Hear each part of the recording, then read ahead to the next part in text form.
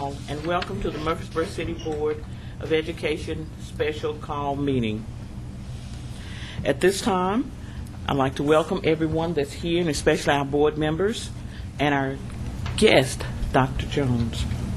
We'll now ask for an approval of the agenda. So moved. Second. There's been a motion and a second for the approval of the agenda. All in favor with a sign of aye. Aye. Thank you.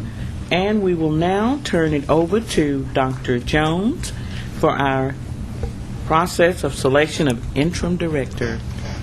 Thank you. And as I've indicated to each of you, I think individually, I do want to thank you for entrusting us with this very important responsibility. Our firm is committed to helping this be a successful process for all of you, and ultimately resulting in the employment of a director who will serve your children and meet the expectations that your community has for their leadership. I had an opportunity to spend some time with Mrs. Baker prior to the meeting to be sure that I understood clearly, and I think that we concluded that we are of the same mind in terms of what we need to do to be in full compliance with your Open Records and your Open Meeting Act. And that's, as I said when I met with you and made our presentation, it's very important to us that we don't stub our toes based on not having knowledge of the expectations in the states in which we work. And I appreciated Mrs. Baker's time, and we confirmed also that we are of a like mind in terms of how legally we'll need to proceed in this process. The materials that you have received tonight, I'll talk more about when we get beyond the first item on the agenda. The agenda that was placed at your seat is slightly revised from the one that was emailed to you, but not major substantive changes. And as we go through it, I'll have an opportunity to talk with you about where there may be some modifications that I'm proposing. As far as the selection of the interim director, I need to begin and ask if you as a board have had conversation relative to your feelings about the person, whether he or she should or could be internal, or whether he or she should, and you would prefer that they be external. That has an impact upon how we proceed with the conversation. The processes are different, of course. If you determine that you would want to look at an internal candidate, then you'll need to think about the impact in terms of the overall trickle-down effect that might have upon your system, and that you would be taking an individual from the duties and responsibilities and job description that he or she might have, and asking them to fulfill the statutory requirements of your code relative to the performance of that role. Had the opportunity to look at the statute and governing that process. I have a good feeling as to what the duties and responsibilities are expected to be. I also, though, understand from our interaction previously that your policy indicates that the interim shall not be a candidate for the position unless, and that is the caveat that you provide, unless the board authorizes that condition to exist. I'm going to proceed on that premise that the interim will not be a candidate, and I want to say that up front, because if you ask me to talk with individuals on your behalf to explore their interest and explore their credentials, I would prefer to say to them that you should not come into this position expecting that you will be a candidate for the position, because my sense is that you're looking for someone that, one, meets the requirements of law, in terms of licensing and the fulfillment of the duties, and two, someone that will maintain and create, if you will, a stable state, a stable condition, so that as you move forward, the new director will have an opportunity to step into to an environment that's prepared for him or her, but that the interim's not expected to be a change agent in the short term. Now, if I've said anything that contradicts how you feel about how we might proceed, then I'd certainly welcome a response. If we were to go to an external candidate, and for the sake of conversation, assume that is someone who is a retired director or superintendent. In your state, and I've been able to confirm before the meeting, which is also true in most other states, that there are limits in terms of the number of days that an interim can work without jeopardizing his or her annuity pension. And actually, it was interesting to learn that your requirement is the same as Illinois. It's 120 days, so that an interim can work for you 120 days. I'm also going to suggest that you not, however, enter into a contract that has a specific date of X and Y. And I'm going to recommend that you not do that you either drive it on a per diem or a per month basis, so that if there is the event that there are individuals who that you would select and appoint that may not have contractual obligations, or if they do, may be able to alter that contractual relationship. My sense is that you would like to have a director in place before July 1 if that's possible. So rather than entering into an agreement that binds you from X date to Y date, I would suggest that you give yourself an opportunity to have at least a 30-day notice in terms of when that agreement would expire. Is that clear? Is that acceptable? Mm-hmm.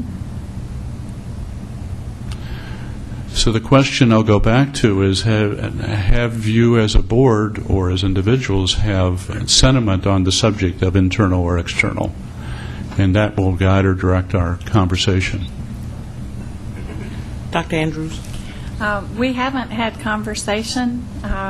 We operate in under the Sunshine Law. Mm-hmm. So, I haven't talked to anyone about internal or external on the board, and I'm really interested in hearing what the other members think. And I have a couple of thoughts myself, but I don't have a strong opinion one way or the other, and would like to hear from you.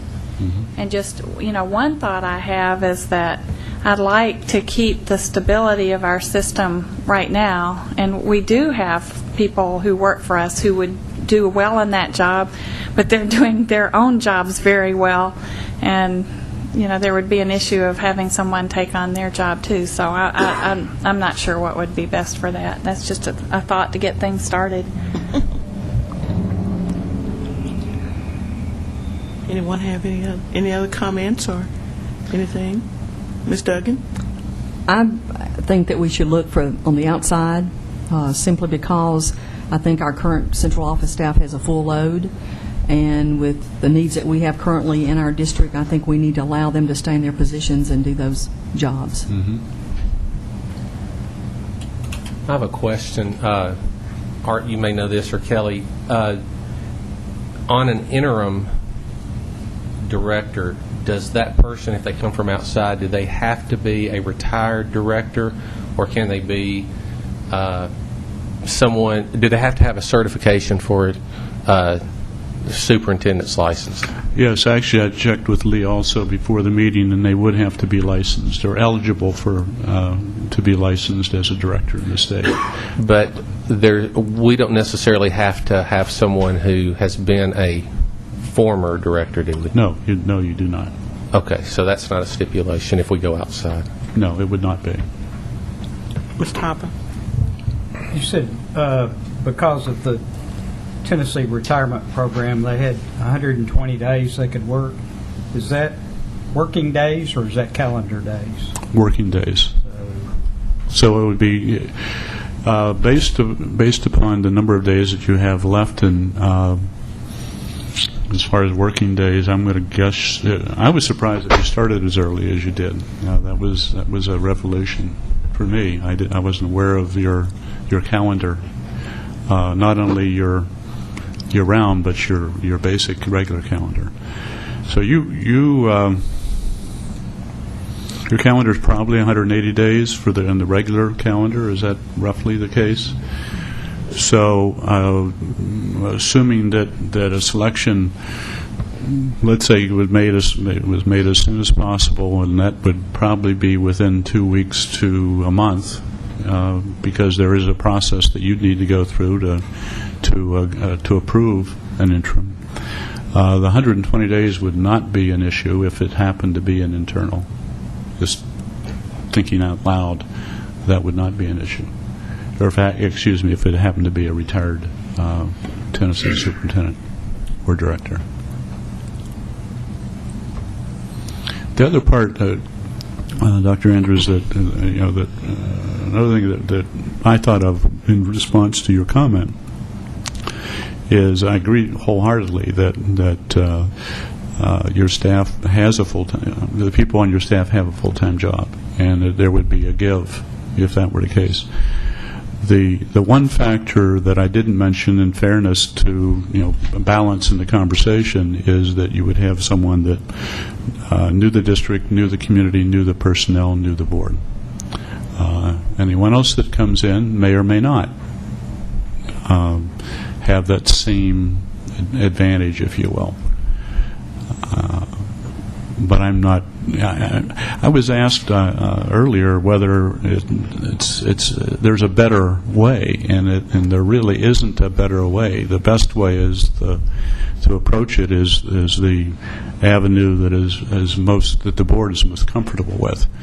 I have worked in searches in both instances where the interim has been an assistant to the superintendent who serves in that capacity. I've also been involved in searches where the interim was an external candidate. Depends on what you prefer, not what's best. So the one isn't better than one approach isn't better than the other. Mr. Campbell? All right, you said that a person who is retired can work 120 days, and that's 120 calendar days. That's not necessarily like 4 months. No, that's work days. That's work days. Yeah, that's a Monday through Friday, let's say. So if we say that's 5 days a week, then we're looking at several weeks then, aren't we? Mm-hmm. It would be 6 20-day reporting periods like we do in Yeah, school. okay. So, All right. I would agree with what you said a minute ago, and also what Ms. Duggan said, I guess. I think our central office staff has the work that they do very well. But they're going to have to do a little bit more, I think, and step up to the plate a little more, particularly in this interim time period. So I would think that they would need to be pretty much staying in the position that they are and not be an interim director at the same time. Mm-hmm. What if we were to put on the website, advertise in the paper, say for a week, that we are looking for an interim director that would start, I'm assuming, October 1st or soon thereafter as possible, and go for 120 days, which will take almost to the end of the school year by this time, and give these people approximately a week to respond back either to you or to the board chair or to Ms. Baker or to whomever we select and determine, and find out those people that are out there that might be interested in serving in that capacity for that length of time. And they may be former superintendents, they may be former school principals who have the endorsement, and most school principals will have, I think, that endorsement for superintendency, and to see what's there and who might be have an interest in filling that position. In terms of advertising the position, the only caution I might offer to your comment, Mr. Campbell, is identifying it as a 120-day job. If you identify it as a 120-day job and you commit to that, then if you were to hire someone that could be available to you on January 1st, you would have a conflict. You would have a contract conflict. That's the only. I would not have any concern about advertising the position. The thing that I would say in that regard is, if we were to do that we would put it on our website. You would put it on your website. We would put that vacancy out to TOS, the Tennessee Organization of School Superintendents. We'd send it to other state agencies. If we put it on our website, it has a broader reach than it would have if all of your advertisement is local. And if you choose to do that, I would ask that their inquiries be directed back to our firm, and that you ask us then to vet, if you will, and to present to you X number of people to consider. And then you would be involved with the interviewing of those individuals and the ultimate selection. We would assist you in drafting an agreement with the man or woman you might choose, along with your attorney, of course. I'm not real interested personally in bringing somebody from way off somewhere to come in as an interim director. Mm-hmm. I would like to think that perhaps we would have somebody, I'm going to stay within the Middle Tennessee area, because I guess if you start bringing somebody from out of county or out of state, then you have the situation of perhaps compensation and pay and all that sort of thing. Plus, I don't think that somebody from outside serving as an interim is going to know enough about Murfreesboro City Schools. And basically, I think what we're looking at as an interim is basically somebody that's going to be there to answer questions, but not necessarily somebody that's going to come in and try to make some changes and that sort of thing. I think that needs to be left up to whoever the new director is. So I don't know how far you would want to put it out, but I would hope that we'd have somebody, we may have a former principal from Murfreesboro City Schools or Rutherford County Schools, or a former director from either of the two school systems. I don't know. That's kind of where I was going as far as letting people know that we're looking. Ms. Phillips. Dr. Jones, I had a few questions. First, the first question is, what does your firm typically do to We typically engage an interim? look for people who are within the area. We typically look for people who don't have licensing issues, and we look for people that have been in the position, typically, because there isn't the learning curve in terms of a step up, if you will. That doesn't mean that there wouldn't be people that might be qualified that have not served as a director or a superintendent. But typically, the learning curve, if you will, would not be as sharp if they've already sat in the chair. And you really don't have time to go through a lot of orientation of the person that you might select. You want them on site and in that chair as soon as possible. and it shouldn't be a seat that's uncomfortable to them. They should have been there before, I think. And follow-up to that is, what is the process that you usually do for that search? I mean, what exactly do you do? We cast a net that is typically, I've already begun casting the net, actually, within the state. Have not, curiously, I have an inquiry from out of state in the southeast area, but as far as my outreach, it's been within the state. And I have begun to have conversations with people at various levels of the educational community to help to identify. That's how we typically would do it.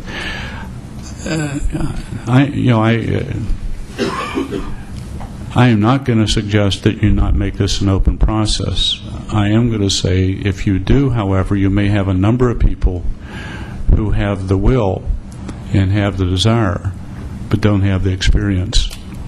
And it may be less comfortable for you to have a wider audience than a smaller audience to choose from. And let's see, my next question is, what can we do to expedite the process? Because I know we don't want to spend a lot of time on that. No. To expedite the process, one, you decide as a board that you want to go outside. Mm-hmm. And all of my conversations with anyone with whom I've spoken has indicated that I don't know exactly which direction the board's going to take. I would begin immediately as of tomorrow. And if you would like us to advertise the position, I'm very open to doing that. We would establish it as a submission of a letter of intent with resume. I would not get into a full application process at this point. That would slow it down, candidly. But if people could write a letter of intent and provide a resume, knowing, and we would need to put this in any notice that we would put out, knowing that those letters of intent and resumes for this position of interim director would immediately be public knowledge and would immediately be accessible to those who might want access to that information. My last question, Dr. Jones, thank you very much, is before I can make a decision as to whether I would prefer an internal or candidate or a candidate from outside the school system, could you clarify for me, and perhaps Ms. Baker too, what would be the workload for that person? What are the responsibilities besides signing the checks, basically? Well, I'm going to make an assumption that you're, and correct me if I'm wrong, but because you're well into your school year, that your school year planning has been completed, your instructional program is in place. I'm going to assume that your budget has been adopted. I'm going to assume that your personnel has been hired.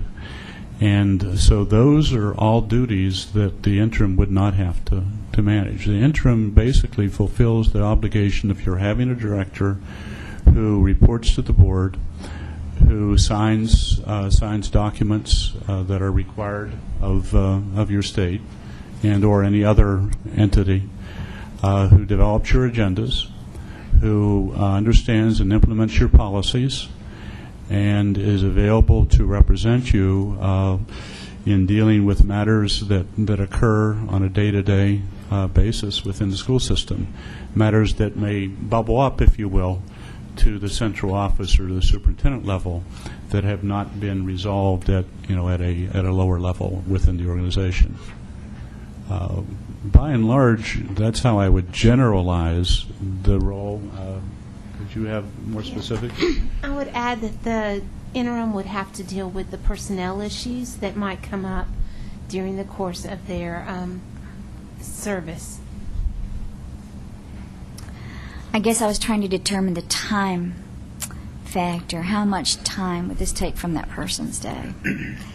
So, I don't know that I could answer that. thank you. Thank you. It was good information, though. Thank you. Go ahead, Dr. Andrews. I have a couple of questions, or several thoughts and questions. One, the 120 days, when does that year start and end? Oh, it begins the date of employment, and it ends at the end of 120 days. Oh, okay, it's not like January 1st. No. Okay, because I would like for us not to necessarily limit to the 120 days, because we could have some excellent candidates who can't start until July. And I wouldn't want to cut ourselves off from that possibility. Let me clarify. I'm talking about an interim. We need to be able to hire an interim that could perhaps work that long in case the best person couldn't start until July. That's correct. Okay, so, yeah, if that makes sense. So I'd like to keep that in mind. I think we should get the best person for the job, and I don't care if they live in, Kingston Springs or Memphis or up in East Tennessee. I think this job is going to be, it's not going to be so much of a knowing the community, knowing specific people, as it is going to be knowing how to manage people and manage a large organization. And they may end up needing to, deal with the budget process, and I'd rather have somebody who was familiar with it and had done it before and, like you said, is comfortable in the seat. I appreciate that you have found interim directors quite a bit in the past. You've done that without advertising, from what I gather. I think what's worked before, we don't need to come up with a process. You're an expert at this. This is what you know how to do. If you feel you can do that, I'd rather just say, okay, let's get us an interim director. You tell us what to do, tell what our part is, and if we need to advertise, fine. If you don't think we need to and can come up with some people, I'd say do it the way you've done it before. And I guess I'm kind of leaning toward going and finding somebody on the outside so that we'll have our team here to support whoever that person is, and that same team in the same position will be here to support the new person. So I guess I'm kind of leaning that way. So those are my thoughts. Let me respond to that and just add this insight, if you will. Later, you'll be hearing, and actually I think you heard at our first meeting, that we will be seeking nominations from you individually and from every group that we meet with, meaning that if there are people who they know of or you know of who you think would be people that should be considered. I'm going to immediately say, I don't want you to tell me who they are if you have anyone in mind today. Okay? But if you do have anyone in mind, and you can provide me with a one-on-one with that information, I would assure you that I would follow up on that information. And that's very consistent with what we do in the regular process. So we're not trying to, I don't want to keep you all out of the process, and I just want to add that, that element to the conversation, is that if there are people who you are aware of, and I'll be very frank with you, this is the third time I've been in Tennessee, so I don't pretend to be an expert on Tennessee or who's here and who's available. So I would invite one-on-one input if you all are aware of people who you think would be people that we should consider. Did you say earlier, even for the interim director's position, that we would do a contract with them that was cancelable on 30 days' notice? I said that I would recommend that. Okay. And then we're talking about the interim can only work 120 days at the most. And I don't assume the board has in mind paying any kind of moving expense. Is that your understanding, or would you? Well, I'm hearing that. If you were to, there wouldn't be a moving expense. But let's say that the person you select, I will just bring people to you. But let's say the person you select lives a sufficient number of miles away that he or she really can't commute. Then part of that understanding could be that you would assist in some way, and it'd be part of a compensation arrangement, in paying rent on an apartment during that period of time, if that's necessary. For a 120-day contract, I can't imagine anybody moving to Murfreesboro. No, they're not going anyway. to. So it would seem to me that pretty well narrows this down to a 50-mile radius at most that somebody could commute more. Even if they just stayed here during the week, they could go home on the weekend. But so it seems like to me we're narrowing down the search to The pool?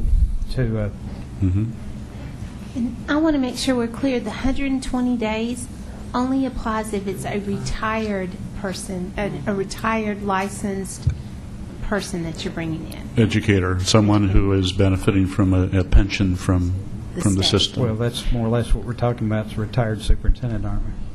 Well, they also, I mean, they could still choose to do it and just not get their pension for that time. That would Or- not, that's not likely to happen. Okay. No. Okay. I had one other question, Dr. Jones. Now, suppose someone from the board makes a suggestion to you personally, one-on-one. Do you share the list of names suggested to you with the other board members? If you desire me to, if you want me to vet all the individuals and present you with a specific slate, I would do that as well. The reason I suggest that you may not want that to happen is that then you are beginning to evaluate a specific individual based upon knowledge that you may have that may or may not be relevant to, let's say, objectively relevant to the selection process. And I'm trying to help you by keeping this objective and centered upon criteria that would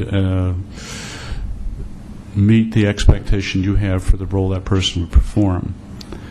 I'm sorry to be struggling with this because I don't want you to get the impression that I'm trying to inhibit your involvement in the process, because I'm certainly not.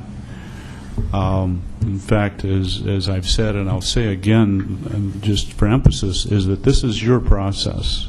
I'm here to provide advice and counsel, but I act at your direction. All I ask is that you allow me to recommend an action, but you don't have an obligation to accept it. Do you understand what I'm trying to say, Mrs. Phillips? I do. I don't know if I'm understand. saying it well enough. I understand what you're trying to say, Dr. Jones. It might be easier for you if you let us make those judgments. And I'll just because I'm not sure that I'm being clear. I had the occasion early in my career during the Ryan White era to find out 2 weeks before the school began that we were going to have an HIV positive child in our schools. And it was my responsibility to prepare our organization, but to protect the identity of the child. And I said to the board, you need to know that we are going to have an HIV positive child in our school system. You don't need to know what grade. You don't need to know what school. You don't need to know any more than that. Because if you do, and you're asked, you're going to have to respond. And you're going to have to act as if you have a specific knowledge that others don't have. I'm just asking you to make it easier for yourself. If you want all the information, obviously it's your right to have it. Does that comply to the Sunshine Law, Ms. Baker? Well, of course, any of the information we gather will be a public record. Okay. Mr. Campbell.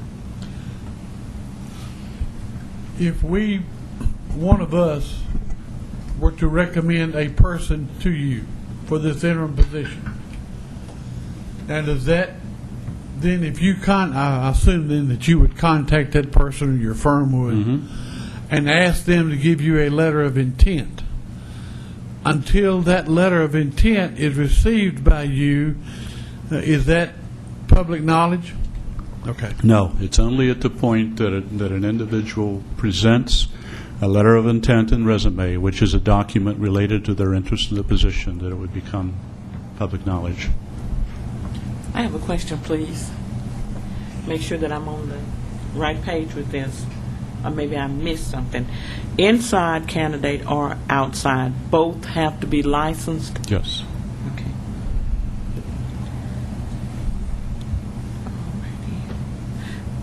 Let me say this. I've heard a few of the board members, and certainly appreciate some of the comments that they have certainly had, because this has become a job that is, look like it's weighting us down as we try to move on from this interim to get into the process of director selection. I heard us say, and I heard it said that the inside, if there was an inside candidate that was maybe brought up, then maybe the perception is that person could not, maybe would be overworked or too much workload, or maybe something in the process of work would be disturbed.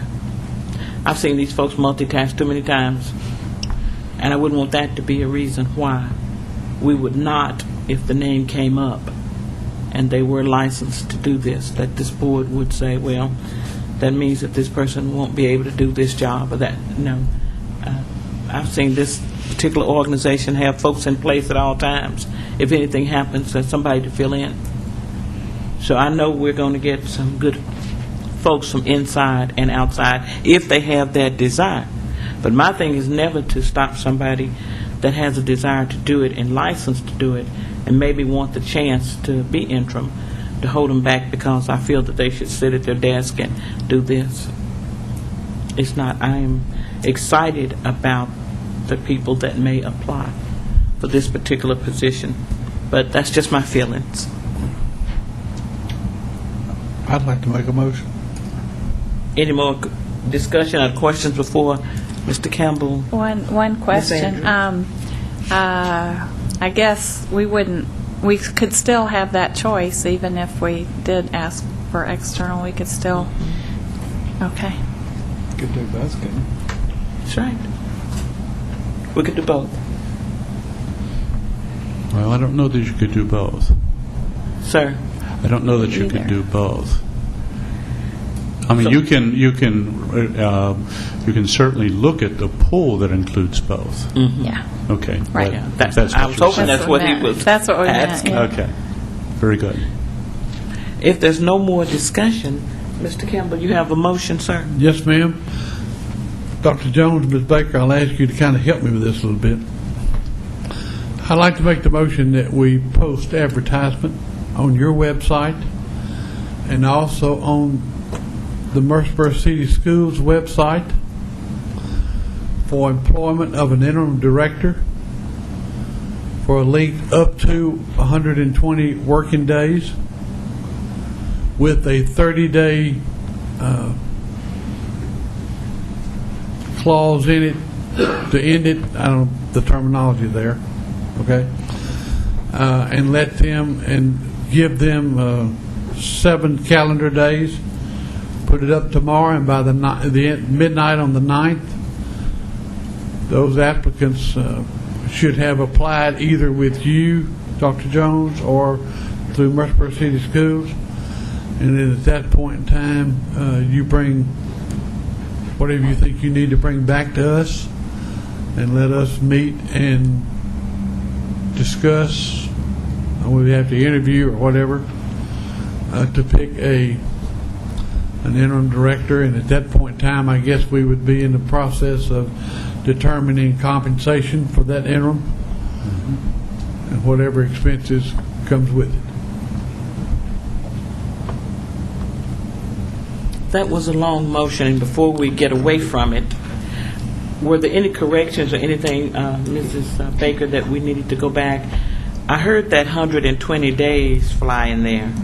That was my thought, is that that's not necessary to include in the motion, is that the position could be potentially 120 days. It's just you need to know that if it's a retired person, licensed person, they would be limited to 120 days. That doesn't need to be part of the contract. Strike it. Okay. I think your motion could be that you're directing our firm to advertise the position of the interim directorship in the various websites that you identified, and that you're directing our firm to present you with candidates that you would then consider for the position. Is that a correct restate, or is that a sufficient restatement? Yes, Have a second and then questions. Yeah, we don't have You have to have a second and then, is there a second? Second. Questions? Is that a second with 120 days in it? no, the 120 Okay. days taken out. No. And I have also, a comment. I'm sorry. Go ahead. She yielded to you. Oh, well, thank you, Dr. Hughes. Yes, and it said in there about apply to Murfreesboro City Schools or to Dr. Young's this organization, but I think it should just all go to Dr. Young. I mean, Dr. Jones. Jones. I don't know where Young came from. Dr. Jones, sorry. That's fine. I was reading here. Okay. That's fine with me. I thought maybe both of them would be needed, but we will need to make sure. I guess we will advertise for that through the media and also through Murfreesboro City Schools website. Would that be appropriate, Dr. Jones? Would be, yes. Okay, and then just if they have the intent, if they want to apply directly to your firm. That's fine. And to be considered, they need to present a letter of intent and a resume, Okay. an educational Now, resume. would that need to be done? Is 7 days Yes. too short a time period? Well, I don't know that your motion needs to include the specific time period. Well, I just didn't want to leave an open-ended application. No, I date. understand. We'd set a date. It's going to. We can probably have this out on websites by the end of the day tomorrow. I don't see why we couldn't. It's just a matter of crafting language and reviewing language with Mrs. Baker or with Mrs. Wade, or both. Okay. Probably with both. And if they authorize, that posting, then we would proceed, and we would provide a deadline, so that you would, and then we would also want to give some consideration to when you would want the recommendations from our firm, which would be, a tight time frame. I'm assuming you want someone in place on or before October 1st. Well, actually, you don't want anyone before October 1st. But you would prefer to have someone on board by October 1st. Yes, sir. So that's our marching orders. Okay. So, May I ask one question? Yes. As far as the advertisement, and I know y'all cautioned me about the money, so would you like that advertised in the Daily News Journal, the Tennessean, the Murfreesboro Post? Take into consideration as far as those that will have a financial cost to them, where you want those advertised. Because you can do it as we do for all city school positions, advertise it on City Channel 3, your website, their website, the TOS website. But as far as the ones that you will have to pay for the advertisement, which publications do you want an ad in? It was your motion, Mr. I'm not Campbell. looking necessarily for paid advertisements. I was just hoping that whoever's here from the News Journal would put that in an article that they're going to run. I think she would be willing to help us out that way, and I think the local radio station would also be willing. I mean, it's going to be a news item, so that's one way to get it out to the public and anybody that might be interested. Okay, we have a few more questions on the table. Dr. Buttram, then Dr. Andrews, and Ms. Phillips. One of my questions was to Kelly about are we required to post a specific number of days like we are an administrator's position within a school system? I know that's a 10-day posting. Would we be required to post this a specific amount of time? There aren't requirements for posting for interim directors, Okay. since those are usually more emergency situations where you can have shorter timeframes. Okay, and the other was, Ms. Wade, are we going to distinguish that we want either an internal or external candidate? And I know several people gave their opinions about what can be done, but having worked in a district office or a couple of district offices, I do know that the job load can change from day to day, from week to week for our central office staff people, and I would strongly suggest that we go look for an external candidate to let these people continue to do their job and not be taken away from that in any form or fashion. I can only speak for myself, and I have spoke for myself, that if somebody came up through there and applied and it was what the board said, oh, we never thought about this, then I wouldn't want to put, it's going to be the board's decision to vote anyway. And if the board votes after everything comes in that we decide to go outside, then that is the vote. But I wouldn't want to stipend anybody from applying just because they're in here. But that's my opinion. So when you get ready to, we're going to take a vote. If you want that, we can vote. And we're going to have to vote on this motion after the last question, and then if you want to go back and vote whether or not you want all of them to be from the outside or inside, just keep in mind that from the outside, you don't know where you're going to get them yet. It could be right out in the community. You don't know, but be considerate to what we already have on board. So I think that's the feeling I have in my heart. Well, can I clarify my Yes, feeling? sir, you there? sure can. Saying that I wouldn't like to take away from the job that they're doing, because I understand that we're still in negotiations. Mm-hmm. We're still, of course, we will be talking about budget for next year. We are still trying to come out of school improvement for the system.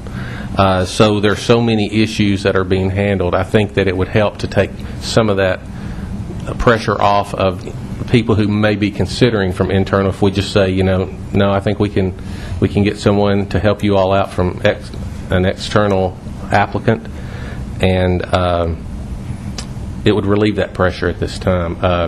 But I do think we should decide one way or the other to let the public know where we're going. And we are. If you want to, behind his motion, if you want to make a motion and let the board vote, that's how you can do it. I can't speak for anybody other than myself. You need a motion after we get through with his motion and getting declared up. There are some more questions. Dr. Andrews? I just wanted to flesh out a little bit more to see, do you think you could find a good person without advertising at all? How much advertising do you think we need to do? You have a lot more experience with this than we do. And if we advertise, would you not be going these other directions to find people? No, I would continue. Okay. I would continue to travel the paths that I laid out there. Okay.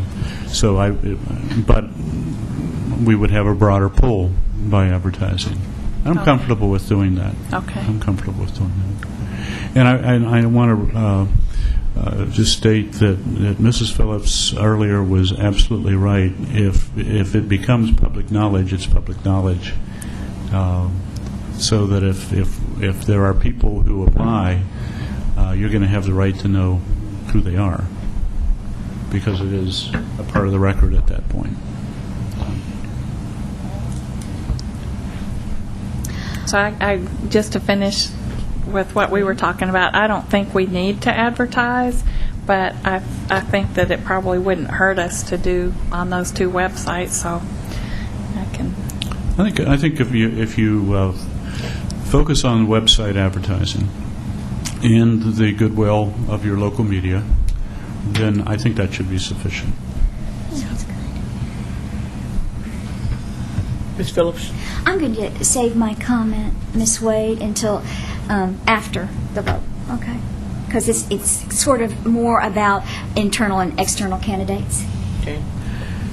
We've had the motion, and would you all like for Mrs. Ridley to read that motion over? Yes. Ms. Ridley, would you please read that motion so we can vote, please, ma'am? Mr. Campbell moved to direct Dr. Jones's firm to advertise the position on the websites and through our local news media for interested candidates in the position of an interim director, and for those letter of intent and resume to go to Dr. Jones's firm for him to present a slate of candidates back to the board for their consideration. And you removed your 7 days out of there. Yes, ma'am. All righty. Call the roll, Ms. Ridley. Please, ma'am. Ms. Duggan? Yes. Mr. Hopper? Yes. Ms. Phillips? Aye. Dr. Andrews? Aye. Dr. Buckner? Yes. Mr. Campbell? Yes, ma'am. Ms. Wade? Yes. All righty, we'll now entertain, Dr. Buttram, did you want to make a motion about whether it be all outside candidates, or would you like to make a motion? I can. I'd Okay. like to make a motion that we look at external candidates for the position of interim director. External. Is there a second? I'll second that. Dr. Andrews has second. Are there any questions? I have a comment. Ms. Phillips?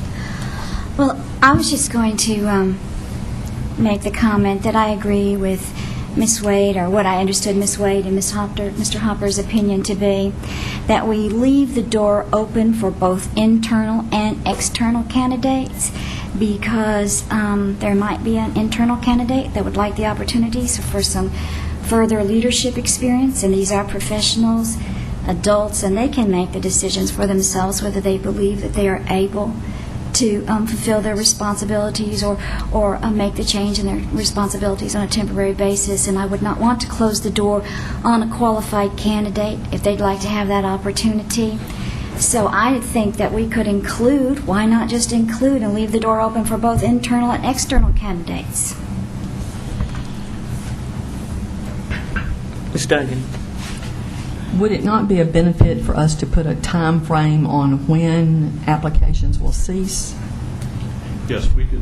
What I would ask is if you allow us to do that, so that we can coordinate both the time that the advertising goes out, and it'll be reviewed by your council and your president before it is actually finalized. And the reason I say that is, honestly, I don't like.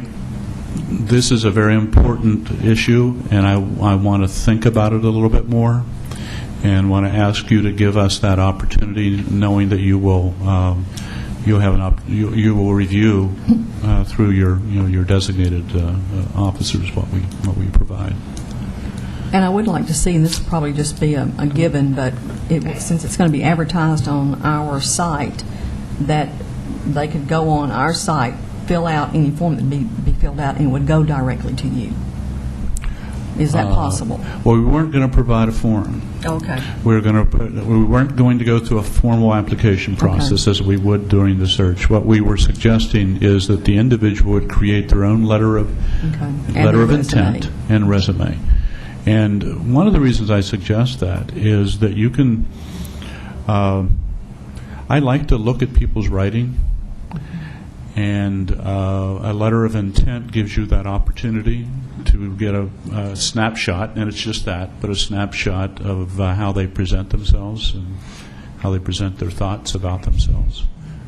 And I think that's sufficient for what you're looking for. And if we need to vet further, we will have the information that we need to do that without going through a formal application process. Are there any other questions? And Dr. Andrews, you have a question?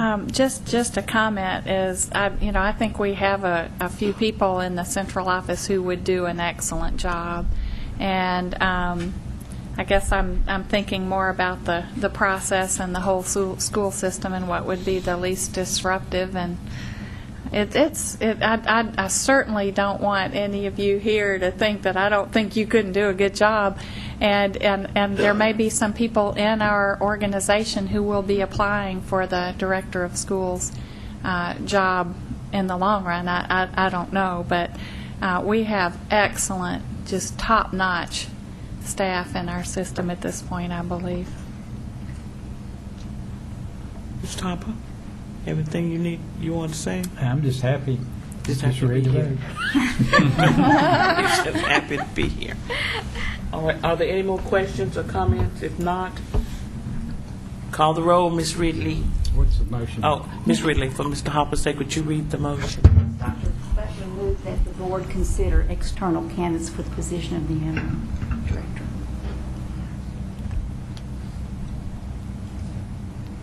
Mr. Hopper? No. Ms. Phillips? No. Dr. Andrews? Aye. Dr. Butler? Yes. Mr. Campbell? Yes, ma'am. Ms. Duggan? Yes. Ms. Wade? No. Thank you all so much. So what was the We're going to, it's outside. Okay. We'll be looking outside. And thank you all so much for your time to get this part of it done for the interim part of it. If there are no more questions, we'll go to item number 4, Director of School Search Planning Process. The agenda that you were provided with this evening basically outlines what we need to try to decide tonight. And I went through the process pretty much when we were together and I made the presentation. However, because I wanted you to have time, and I did not to go over time in my presentation, I didn't go through each step on that bubble chart. And you have a copy of that in the folder that has been provided. And let me say quickly that the notebooks that you were provided are intended to achieve several purposes. One, it's intended to be a place where you can maintain all the information that is generated through this process in one place and not have to wonder about which file you're going to take to the meeting. And so what we present to you, and for example, you will get our leadership profile report, which would be a part of the material that you would have. You will have a recommended statement of criteria based upon what we learned from your community, which will be part of this document. Also, you will find here, and we're not going to go into it, when you get into Section 3 and 4, and particularly Section 3, 4, and 5, we are offering some samples and some insight into how the process will occur. And we will walk through each of those sections and elaborate upon them at the appropriate time in the process. As far as our interest this evening, the bubble chart should be in Section 1, the second page in that section. And you've seen this before, so it isn't something that that is fresh and new to you. My question is, would you prefer to explore specific items of the responsibility, or would you prefer for me to review this process again? And let me say that this is the process that we recommend and have proposed, but there may be alterations that you want to make to the process, and this would be the time to do that. But simply, Mrs. Wade, which would you prefer, do you think the board would prefer? Would you want to probe on specific elements of the search and raise questions that may not have been answered previously, or do you want me to walk through the entire process to be sure that we are all on the same page in our understanding? I'm hoping that this board will indulge you just to highlight and go through it, and if you don't mind, as you touch some areas, we would like to ask some questions. Absolutely, absolutely. Just wanted to be respectful of what would be most helpful to you. Very quickly, this is the first phase of our responsibility for you, and That's the meeting that we're holding tonight. When we establish the calendar for the search, which we will also establish tonight, we will then identify dates when Dr. McCauley and I will come back to facilitate individual interviews and focus groups over a two-day period of time.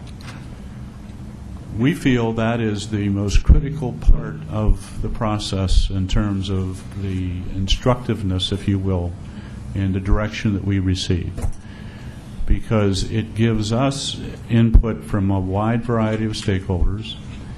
It gives us information about what is perceived to be the strengths of your district. It gives us information which is what's perceived to be the issues and or challenges that your district either faces now or will face early in the new director's tenure. It gives us an opportunity to hear what various stakeholders have to say about the person they feel is most appropriate for the position in terms of qualifications and qualities and attributes and skills and experience. It gives us information about how you value or what you value most in terms of what we should be seeking. And ultimately, it results in the report that we would present to you that we would then recommend that it be placed on your website, that it be available to all of your constituents, and it, obviously it would be a public document. But the upfront, and I think I used the term the front loading of the community input, is not only important to us in terms of what we learn and what we hear and then what we report to you that we've heard, but it also gives your community an opportunity to have an impact before we really get into the identification of the criteria and the candidates that we might be seeking. And it gives you that insight as well. We believe that the upfront input is very valuable to all parties. So from that would not only flow the criteria, the statement of criteria that we would present to you in draft form the night that we present the leadership profile report. That same night, because we don't feel prepared or feel that the board would be prepared at this juncture, we would also ask for an opportunity to talk with you about compensation matters and compensation package, and not in terms of specific dollars. We don't advertise a range. When we advertise a position, we will present it as being competitive or highly competitive with the region and with the market of the region. But we will be interested in knowing what the market is. And between now and that conversation,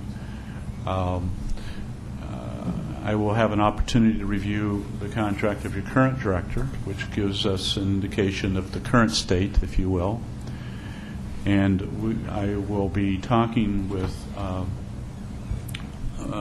your Human Resource Office and requesting either data that they already have or data that they might help us collect in terms of comparable salaries and compensation packages in comparable school districts within your area, so that we are instructed in the way we approach the compensation question as we talk with candidates. And Mr. Campbell made a very valid point earlier. Salary is regional. It's not national. If you live in the Chicago area, there is a certain standard of living that requires a certain salary. If you live in Tupelo, Mississippi, there is a certain standard of living, or I should say cost of living is a better way of saying it. There's a certain cost of living that dictates what that job will require. So that's why we want to look at your area and your region. And so we can say to people, don't expect a California salary because it's not, the cost of living isn't the same there. Do expect that it will be a salary that is competitive and comparable to salaries in districts that are similar to and have the same expectations as Murfreesboro does. Okay. We will talk more about that. I just wanted to lay the foundation that that's a conversation. It's on our agenda, but we're not ready to talk about that tonight. But we will be when we come back with the night that we present the leadership profile report. I think Mrs. Phillips has a question. Well, Dr. Jones and Ms. Wade, I was wondering if we could ask Mr. Hopper if he would enter into that conversation with his experience, the years of experience, and also his banking background, and as an employer himself, and having an employee. Would you be willing, I don't know, to enter into that conversation with Dr. Jones?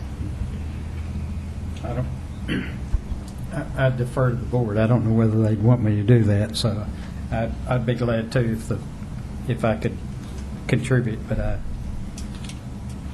I'm just a board member, one of 7. With lots of financial experience. Well, we'll defer that until we get to that part of it, if you don't mind. I'm And we'll very talk comfortable with about it. deferring that Yeah, matter. Just We'll get something I with thought Ms. I'd bring Baker up while we were there. and deal with that at another time. Just very quickly, after we present and you accept the criteria, then we will know who we're looking for, and then we will begin, we will advertise as we've indicated in the various, only 2 print media actually, Ed Week and the ASA journal. But we will electronically post in all of your state and regional associations.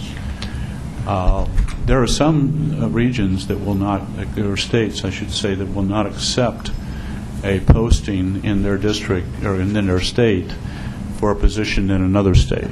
It's called territorial protection, if you will. But those that will allow, we will advertise in the surrounding area. As I said to you, we will focus on Southeast. We will have people all over the country looking at our website because our website is a source of information for those that are looking for a superintendency.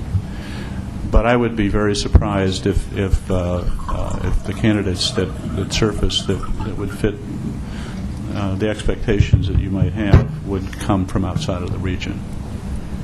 But that's when we would begin in earnest. We would then establish, through review of the criteria, those who we would invite to meet with us, meeting with our firm, for a face-to-face interview. I can say to you, it's my practice that I do not present anyone to you that I haven't sat down with and had eyeball contact with, regardless of where they live. We will do telephone interviews of people that may be too far away and we don't know enough about them to bring them in. But if there's someone that we think you might want to see, we will see them. We will be very judicious, however, in terms of who we bring in, out of respect for the cost and out of respect for the process. Because this is going to be, an open process and in compliant with all the statutes that apply, I wouldn't anticipate a flood of applicants. But those who we do see will be serious because they will know in advance. If we see them, then they're most likely going to be known candidates. So we will be judicious in that regard. And unless I forget to say it earlier, we are Dr. McCauley is a person who I feel you would respond positively to, but she and I have made a decision that there isn't a reason, unless we both have to be here, for both of us to be here, because that doubles your expense. And as the manager of the search, I bear the lion's share of the responsibility for fulfilling the expectation. so that her absence tonight should not be interpreted as a lack of interest. Her absence is based upon the fact that on short notice, it is expensive for us to fly into Nashville. And we will continue to be judicious in that regard. And we've had conversations with your legal counsel, and I know the council has had conversation with your president. So I want to emphasize that. If you wondered why I was sitting by myself tonight, it's purposeful. Diana, I know her calendar, and she trusts me to not commit her to something she can't do. The other thing I would say, as far as we'll do reference checking, but as we said earlier, we also feel a criminal background check is necessary on those that you, the person or persons that you might identify as finalists. That's part of the fee that we've presented to you, and we will do that.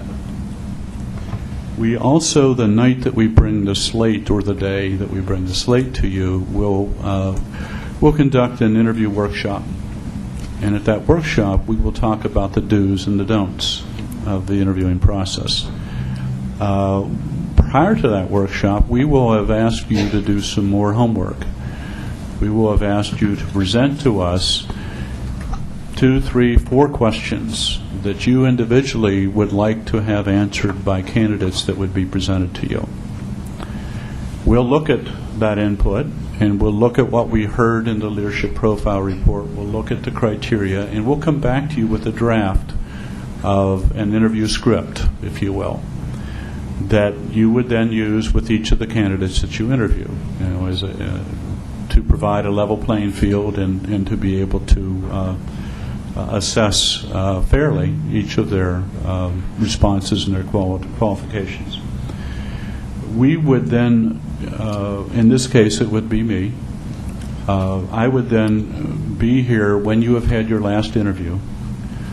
I do not sit in on the interviews. And would then facilitate your conversation about the candidates. And I would ask you in advance that you not talk about the candidates individually until you have seen all of them and we have met together, so that you have not established a preference, if you will, or a prejudice before you've heard from everyone and you've heard from each other, and all at the same time. That's a discipline that we ask you to enforce. You would then conduct the initial interviews. We would help you decide who you would like to see on a second occasion, and we would help you with the scheduling as we would the scheduling of the first. And we would come back at the end of that interview or those interviews and talk with you again. We would help you to set up the second interview. And it would be different than the first. It wouldn't be scripted, but it would be an opportunity for you to dig deeper on some of the subjects that may not have been touched upon, or maybe were, but you feel you need more information, or new subjects that weren't a part of the overall initial interview because it didn't represent a consensus of you, but it's something that you would want to know before you could be happy about or satisfied with a candidate.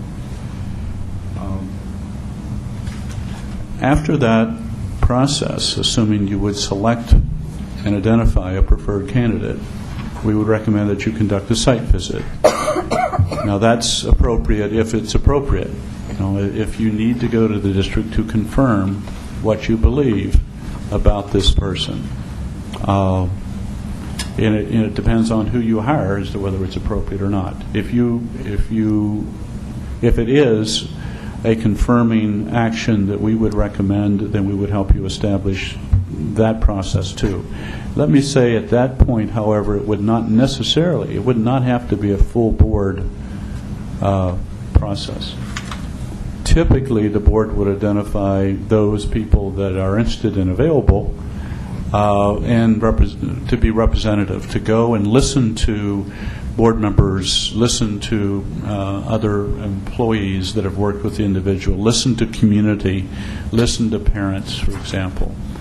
And it is really, we would hope at that point, a confirming kind of step in the process, that it confirms that, yes, this is the person that you want to engage in a long-time relationship with.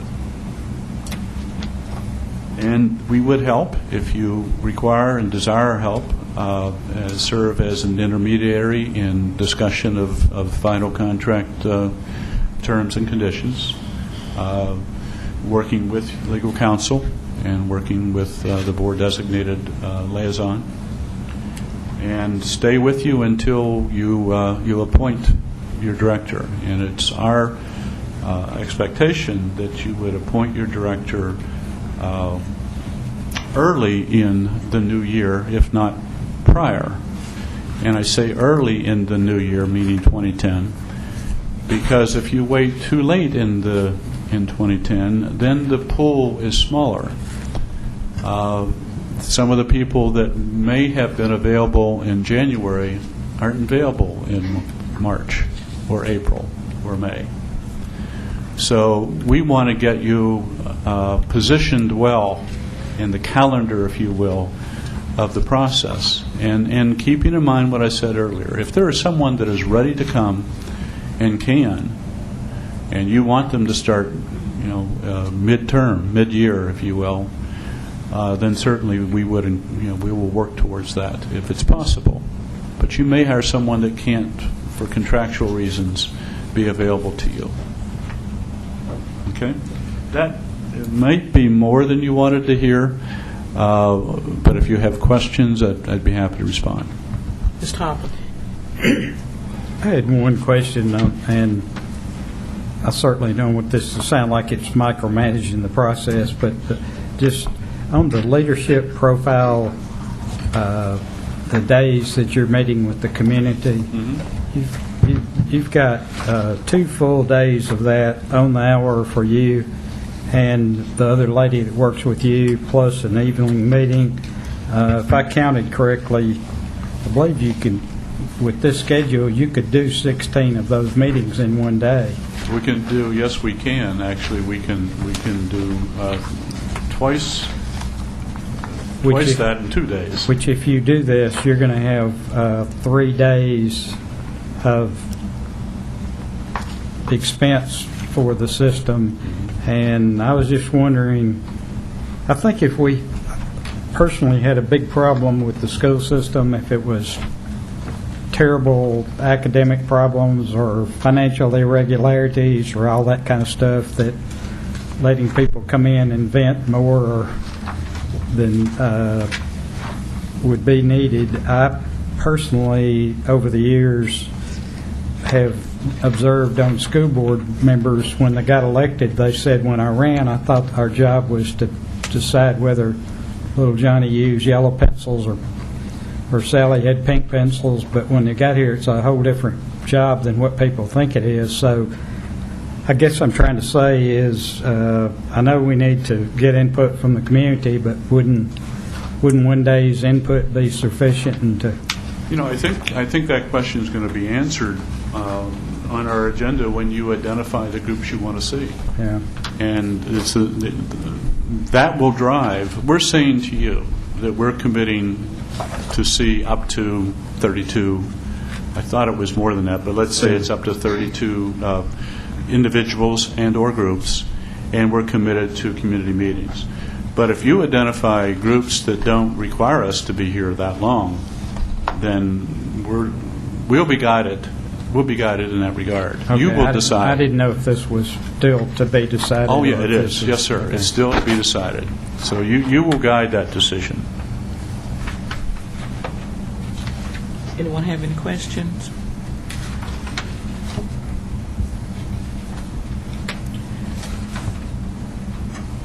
I did see on the calendar that you had where you alluded to November and December, there would be no meetings. Well, no, I didn't say that necessarily. But let me ask before we, if I may, before we move to that item, which Okay. is the next item, that we would discuss. Do you have any questions about the process that has been outlined and how it would proceed? I want to be sure that we're on the same page before we move forward.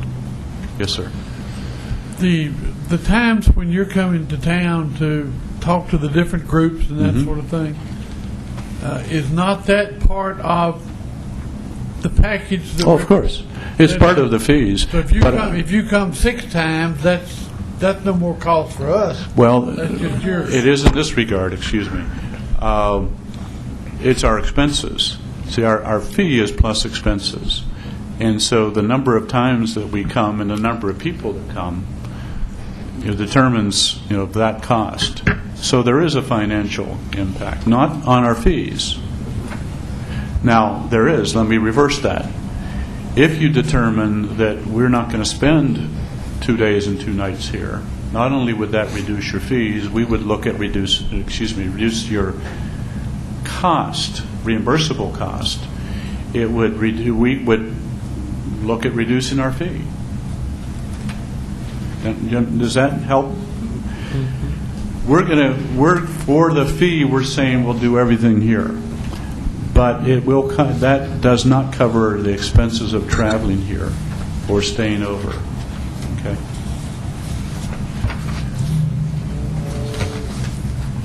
Does that answer your question, Mr. Campbell? Kind of, sort of. For now. Okay. If it doesn't come back at me, I would welcome that. Assuming then that there are no other questions, let's move to the question of the calendar. And what I laid out here is it stretches out a little bit for this reason.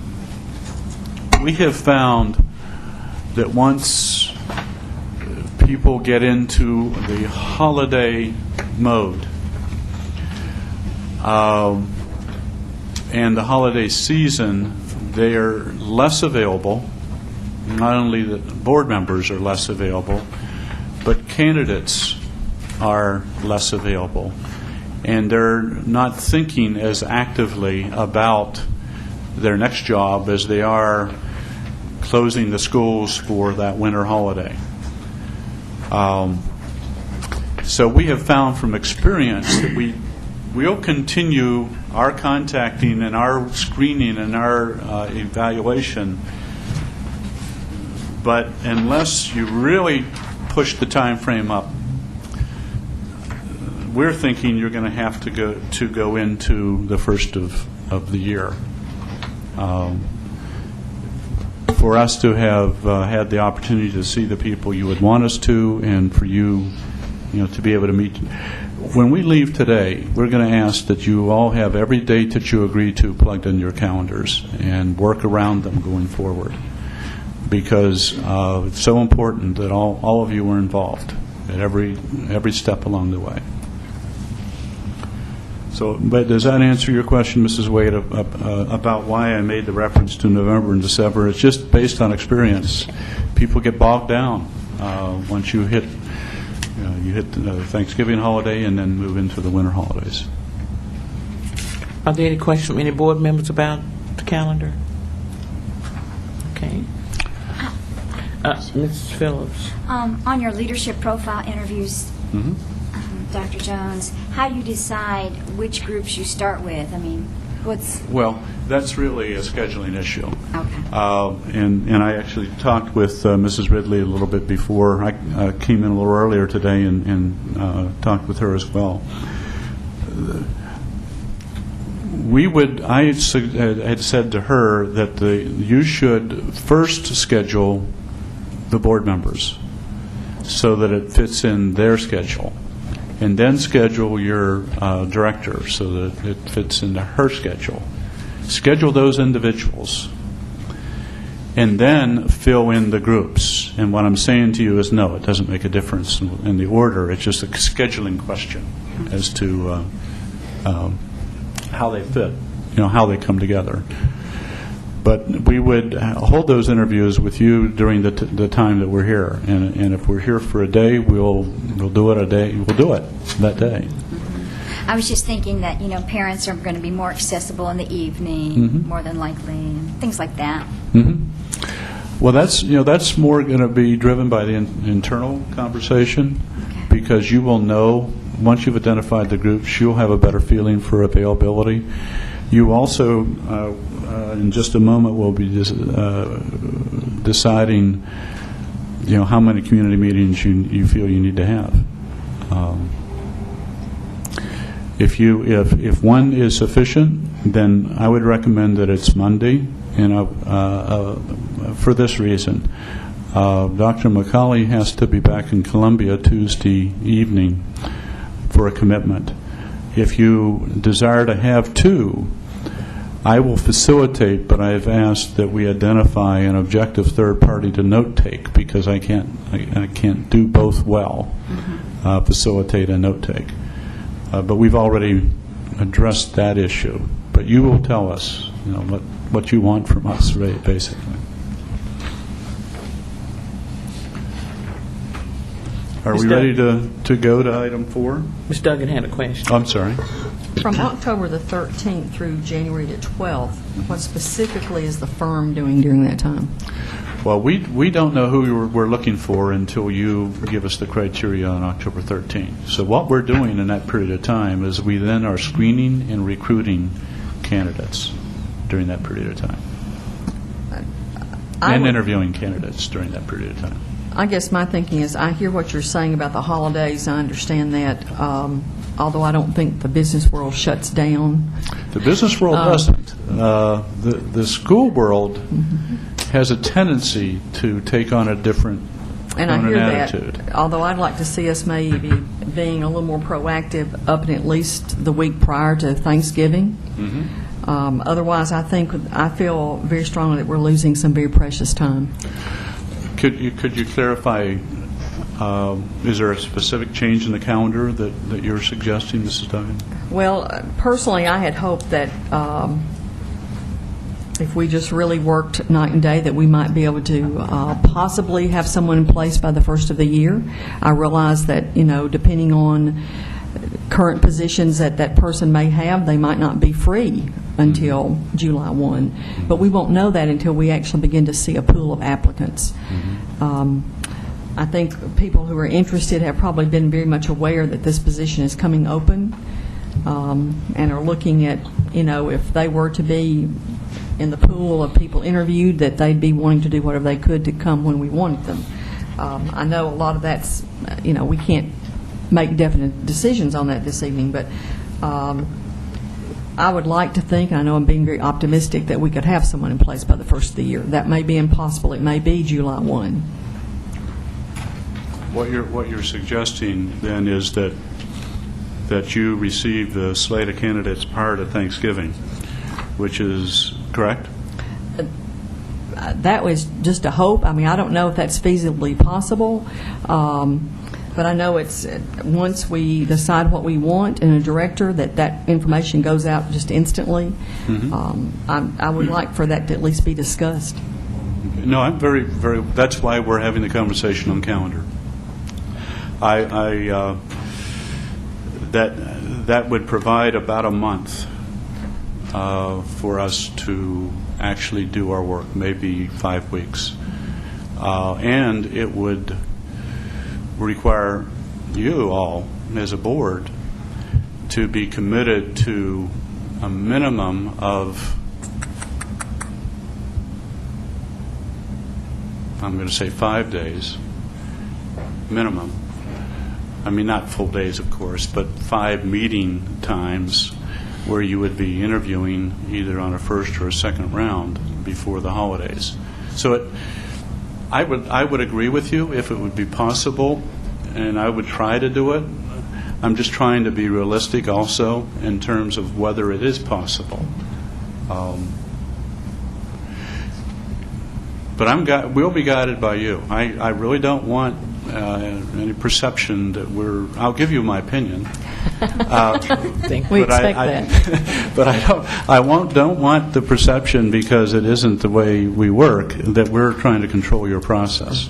So if that's what you feel would be best in the best interest, we'll That's just my work on opinion. I'm that. not sure what the rest of the board Okay. thinks or feels or desires. I would have a question. I know when you presented, you said that quite a few of the people that you end up that the boards end up choosing are people that you sort of recruited to the process, and I don't want to do anything that would hamper your efforts along those lines. So I want to make sure there's enough time for you to make that process happen, because I know sometimes you've got to contact people, they've got to have time to think about it, and I just didn't know if we would be hurting that by moving things up too much. Well, we really don't start looking until we know who we're looking for, and that's the way I would answer the question. It would be unfair to you, and actually it would be inappropriate of us to do that. I laid out this timeline because I felt it was not only doable, but it would put you in a position where you would be able to make decisions early. Now, it's a month later than Mrs. Duggan is proposing. This schedule identifies you appointing your director February 1st. I will be guided by the board's sentiment. I know what happens around the holidays. It's people don't have the same interest that they have at other times of the year. Mr. Hopper and then Dr. Buttram. I share your concern, Ms. Duggan, about the time schedule, and frankly, I know of an experienced superintendent that holds the current position that we're going to lose because they're a finalist for another job if we drag this out that long. Is there any way that if you know somebody that might be a good prospect that would? Yes, to answer the question, Okay. if there are excellent prospects that surface and surface to us, and we have the opportunity to alter, and I think I said this earlier, if we saw that there were candidates that met the criteria, we would bring them to you sooner than this schedule provides. I think I said that to you earlier. We would. So I think that answers your question. That this is a timeline that would work if we're not finding, it gives us more time if we're not finding viable candidates on the short term.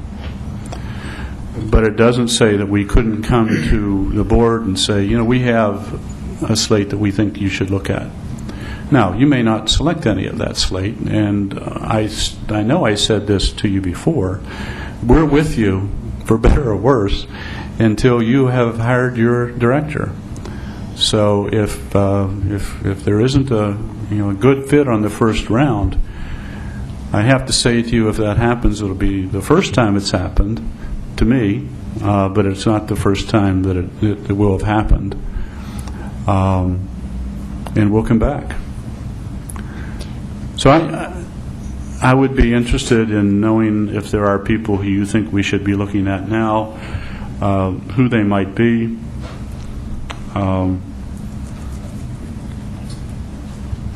Just on an exploration basis. So we could short-circuit things at any point. Yes. If you saw Right. some people that you thought, you don't want to let this person go, this is Exactly. really high-quality person. And Okay. I've done that before, and Okay. that's why I wanted to be sure I said that to you. The only reason I'm pushing for a calendar tonight is that these are date certain, excuse me, that you all will be available. But I will move these dates. The only two dates that I would have trouble moving, and I would advise you not to move, are the dates for the profile groups, because your staff needs to have time to contact them, send out the invitations, do the scheduling, and make sure people have an opportunity to participate. That's why there's that time frame. Dr. Buttram. Okay. Well, I want to agree with the sentiments of Ms. Tropper and Ms. Duggan. I do think that we need to pull the timeline back just a bit. If we have given to you by mid-October what type of person we're looking for,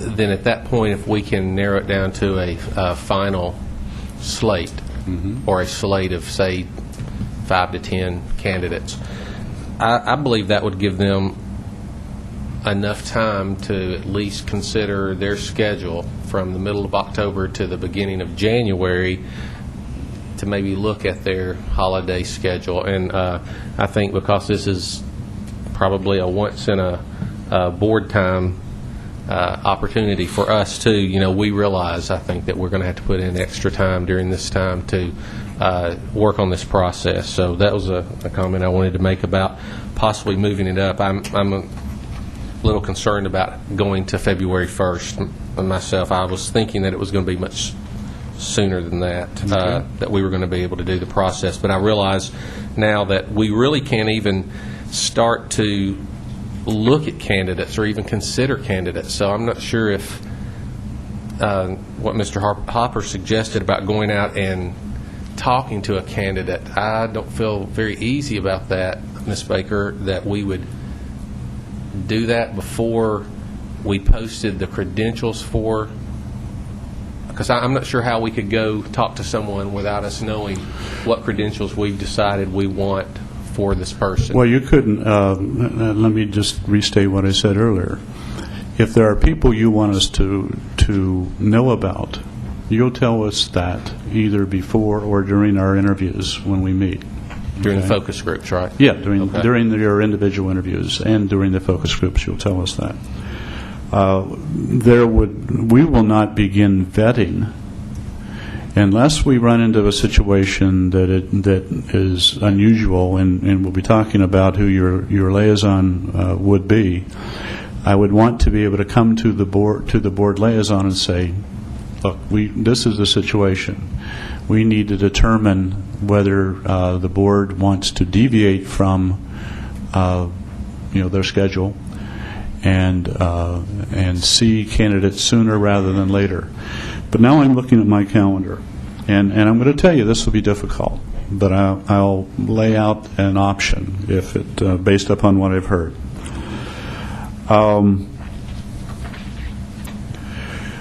That we would move it up a month.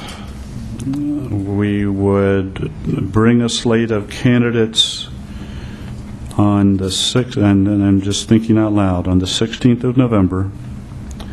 You would interview those candidates the 20th and 21st, which is the week prior to Thanksgiving. We would come in after the last interview on the 21st, or I should say I will. You are not going to be able to interview the next week because that is Thanksgiving week, and you won't have enough time, frankly, to have identified your finalists and get them back in. So then you're looking at the week of the 30th through the 4th of December for your second round. And you may be able to name a candidate by Christmas week, if we do that. Well, I had one more question before we move on about focus groups. If you identify a focus group, say it's a community focus group, how do we go about, do we select who we want to be members of that focus group, or is that advertised meeting and then anyone from that? You identify the groups that you want to invite in, or, excuse me, I'm not used to this. You will, it's been a number of years since I've had to worry about a microphone. You will identify who we see. Okay. Okay? And those groups, let's use an example. One may be, let's assume you have presidents of each of your school parent associations, whether it's a PTA, a PTO, I'm not quite sure, but you have presidents of each. You may identify that a group would be the presidents of each of your local parent organizations. That's a specific subset of your parent community. If you are saying we want the community, in a global sense, to have an opportunity, that would occur in an evening open meeting. But your parent leadership, your teacher leadership, your teachers, those would all occur within a identified time, and they would be invited, not by individual. Some would be natural, for example. But let me use your city council as an example. You may want to have just a time slot set aside for them to come. So you're inviting them to come at a given time. Your retired principals, I've had input that you have an active group, and you may want to include them. That group would be, we wouldn't say who of your group can come at this time, but we would say between 10 and 11 on X date, we've reserved time for your group to come in and talk with the consultants. Okay. Does that that answer your answers the question perfectly. Thank you. Ms. Phillips? Going back to I'm sorry, Mrs. Phillips. No, go ahead. No, I'm fine. Okay. Ms. Baker, would you review for me how much time we need before the election? Okay, the blackout period for the election is from February 23rd to May 13th. So even with the schedule that Dr. Jones has presented to you that has you selecting the person by February 1, you're safe, you're well before the blackout period. Dr. Jones, has it happened in your experience that there have been delays past your set date? No, because if we agree to dates tonight, not only do you live by them, I live by them. So no. Now, can I say that that every process, can I assure you that you will have named your person by then? That depends on whether you really like the person. You select a person that you're willing to hire. But we'll be guided by the timelines. And could we maybe move the leadership profile report up? Let me see how much time. What we do is we will, once we finalize that piece, we will ask you to make the broadest possible canvassing of that form. And so we will be looking at hundreds of forms, in addition to having heard 16 to 32 plus groups. And we will want to present to you a report that tells you what we've heard that's consistent across all the stakeholder groups and what we have heard from others. We can't write that report until after we've collected all that data. So there's writing time. The tables that we would create, once again, we can't do it until we have all the documentation in front of us. Could we do it shorter? Now, in this case, Diana is the person who does a lot of the writing, and I do the editing in that regard. In this case, we would have given her 2 weeks. 2 weeks. Yeah. And I don't think we could do it any sooner than that. Yeah. Okay.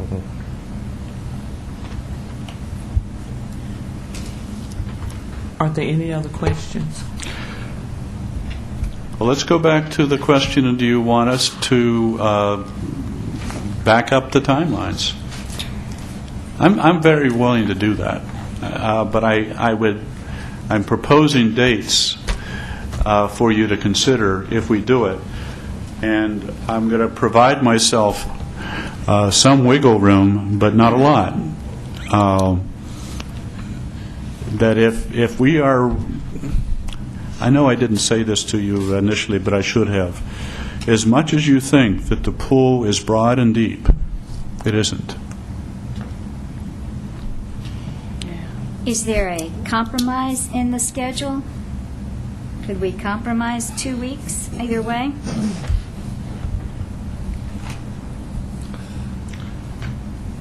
You know, I want you to feel satisfied with this process. I'm going to suggest that we push it back, as has been proposed, and that we bring a slate to you either the 16th or the 17th. The only reason that I'm looking at the Monday, to be quite honestly, it's selfish, because if I come in Monday, I can go home and not come back again until Saturday. But if I come in Wednesday, it doesn't make much sense for me to go home and come back again Saturday. So I'm suggesting that we I commit to presenting a slate on the 16th, that you commit to a first That's of November. November the 16th. Is that the afternoon, evening? Is that what you're talking about? Well, the time to be determined.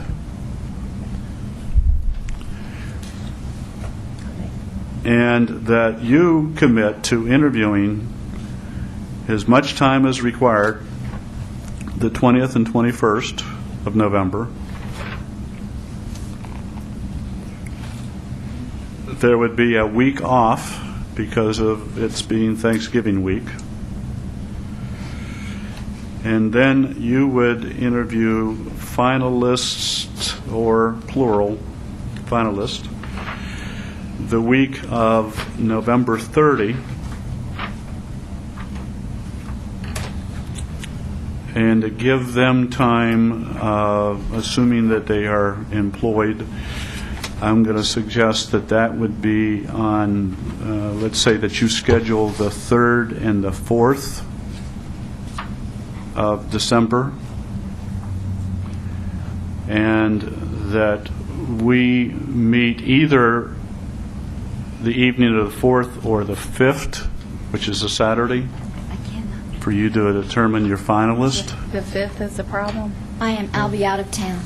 Yeah, so will I. See that? Well, Yeah. I think we're all going to have conflicts here or there. You know, I teach on Monday nights, but Yeah. I'm going to have to adjust that Monday for this meeting. Now, do we meet as a board on November the 17th or 24th? Okay, now the 24th is the Tuesday before Thanksgiving, of course, so that's a regular board meeting in there. I didn't know if there's a possibility we could work in a report that you may have to give, maybe even the report of the 16th, but then that would delay the 20th, of course. So. Could somebody write down up there what Yeah, I'm we're getting talking about, confused on what the these dates dates. are, and what we'd be doing? We're not, Linda, can you? Well, you're keeping notes, so Linda. You have them, right?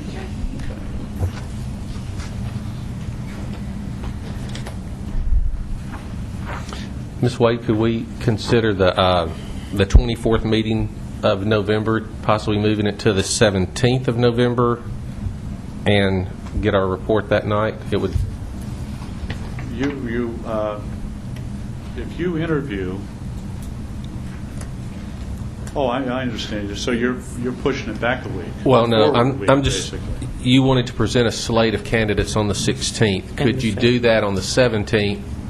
If we were to move our board meeting from the 24th back to the 17th, that way we would be together anyway, having our board meeting, and include that as part of our agenda Yes, that evening. I can do that. I would really like this is such an important process, and there are 2 board members who are going to be out of town December the 5th and 6th. So that doesn't seem to work. Oh, December 5th and 6th? Okay, I thought we were moving Fourth. things back. That would be a later. I know, I'm just saying. Now, let me also throw this in, and I don't know that it makes a lot of difference. You realize that the We need to have the 28th. TSBA convention in Nashville is November the, What day is that? is that the 16th and 17th? 15th, 16th? Okay, is it? So we would be finished on the day of the 17th if we were to look at Yeah, that. but I don't know that we have to go to that convention necessarily. Well, here's another option. Dr. Andrews and Mrs. Phillips, are you in town early in the week, or are you out of town the entire week? No, I'm in town that week. I'm in town until Friday evening. Okay, then what we could do, and be respectful of the need for the finalists to make their plans, is to schedule interviews the 1st and the 2nd. That's fine. Now, are those, These are what is the second interviews. time of the day on those interviews? Is that daytime, nighttime? What's typical? Well, you will, the board drives that as much as anything. Okay. You tell us, but what I would say to you in terms of the first round, and we'll get to the number of candidates in a moment, slated candidates. In the first round, we're suggesting that you meet on a Friday and a Saturday, which gives you an opportunity to maybe start your interviewing in the afternoon Friday, not having too late a night, but then finishing your interviews Saturday and meeting with us in the evening, Saturday evening. Okay, but the second round, Mr. Campbell, you're going to have fewer people to see the second round. It may be 1, it may be 2, it may be 3. But you would be able to schedule those, actually, the way we would set it up. If you chose 3, you'd need 3 days, basically, because we would suggest that those people come back into the district, spend a day in the district, have an opportunity to actually see the schools. And often we recommend a reception, both in the afternoon and evening, so that people in the community have an opportunity to be introduced to the people you're considering. So you really, if you have 2 candidates that are finalists, you would really want to schedule 2 days. You're not all going to be involved those 2 days. Your interviews would be in the evening of those 2 days. Okay, if that helps.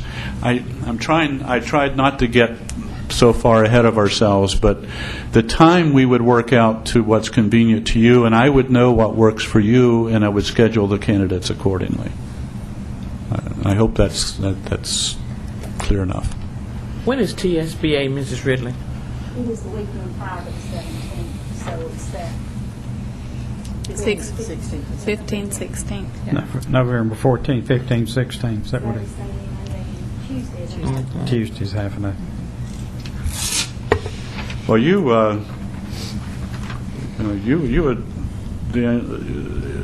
could be holding your site visit. I don't know if the entire board goes to those meetings, but you could have your site meeting any day that week.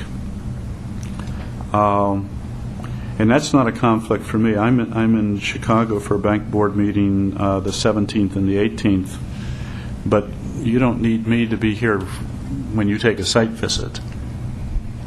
So that, if you could work that out, you could do your site visit that week. I wouldn't try to do it Christmas week. There'd nobody be there. I'd just like to comment with business and other organizations I've been with.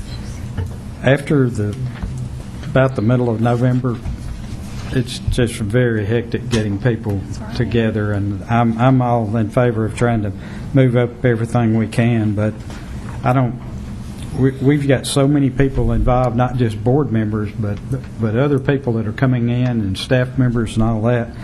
I don't see how you can get all these meetings done and during the Christmas season and during the holidays, because there's people traveling and partying and all other kind of commitments, family commitments that aren't just ours. So I have great hopes of moving up the schedule and get everything done before the Thanksgiving that we can. But during December, it appears to me it's going to be very difficult to. And making a site visit, I think that when you go into a school system that week before Christmas vacation, you can't tell anything, I don't think. No. Wouldn't get people's attention, or, I don't know.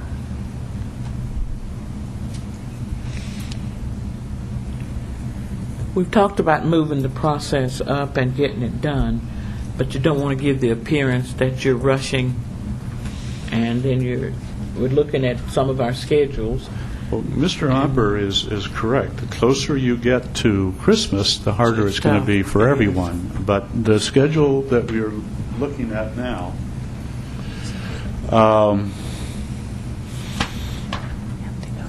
there is no way that I can envision that you could complete this before Thanksgiving. Let me just say that. And for me to feel comfortable with that. But it's very feasible that you could have everything wrapped up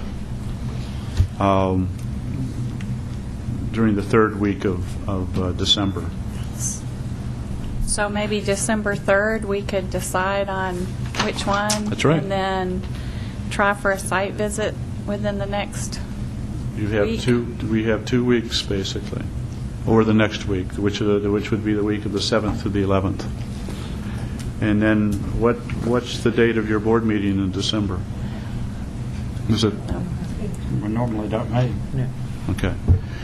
You might want to have a special meeting just for the appointment if you want this done before Christmas. And you might want to set that date now so that, and I'd suggest that it be the week of the 14th through the 18th.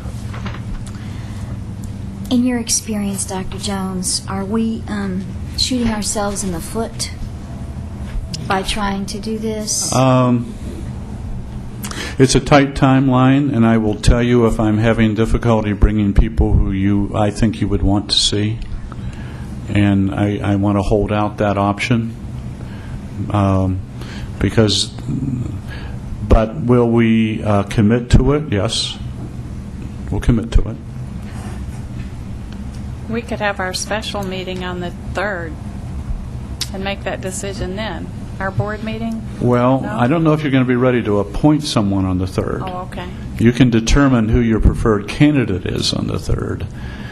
But Right. there's contract conversations that you're going to need to have, and typically we recommend that you go to the site visit with a contract in someone's briefcase. And at the end of that day, if the group that represents you has confirmed that this man or woman is a person that you think he or she is, then you get a contract signed, and then it's a matter of ratifying that contract through, and it could be a 1-hour meeting, but you would want your designated candidate here.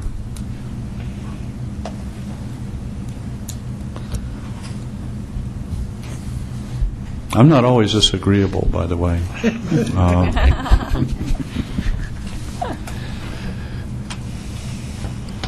But I'll live with that if that works best for you. Mr. Hopper, does that I can't address the, in all good conscience, I can't address the interest of having this done before Thanksgiving. But I think we can wrap it up so that you and your designee, hopefully, will know where they are, and you can lock in an appointment and an agreement before you get, right in the midst of your holiday. After December the 14th, I can't see anything being done until the second week of January. I agree. I agree. I think that's the week, and if that, maybe perhaps that's the day that you identify That we as your announce. target date. You announce on the 14th or Yes. whatever. Mhm. So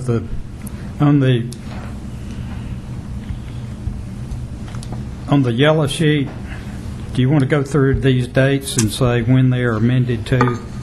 Can you do that? Yeah, let me stand up here. I didn't bring a pencil, so I didn't write anything Okay. down, All right. but I knew it would be changing. Ms. Wade, can I ask you a question? Yes, sir. All right, once we hit October, will all these meetings be held at City Hall since we start meeting? Yes. Okay, so all these meetings that we're talking about now will be actually held? City Hall after October Friday 3rd. days available. Yeah, that I was going to say, we Oh, need to. that's right. Yeah. And if we change these dates, do we have to make a motion and vote to change the November board meeting from the 24th to the 17th? No, if we're all in agreement tonight with that, and all the board members are in agreement that we move it up for this process, no. Okay, all right. I just didn't know if we had a vote. No. All right. We have not changed the leadership profile dates that are reserved on September 28, 29. Are you going to try to eliminate the 29th if you can? You will tell me whether we can, when you tell me how many groups you want to sit. Okay. That's yet to be determined. That's yet to be Okay. determined. Then the leadership profile report will come to you on the 13th of October. The slate and the the interview workshop would occur on November 17. The seminar for interviews is when? That's November 17, and the slate is presented November 17. Your initial interviews would occur on Friday, November 20, and Saturday, November 21. And at the end of those interviews, you would also meet and determine finalist or finalists, singular or plural. And you have reserved December 1st and 2nd for second interviews. December 3rd, and you will decide on your preferred candidate. Right. I'm sorry, I'm confused. Okay, you had something for January 21st and 22nd. When is that meeting? January. No, actually, November. we're November. taking all that off. We're moving everything up. Okay. Interview with finalists December 1st and 2nd. Right. And decide on the 3rd, have a site visit during that week, and then have a special board meeting on the 14th. I think that's what we said. For appointment.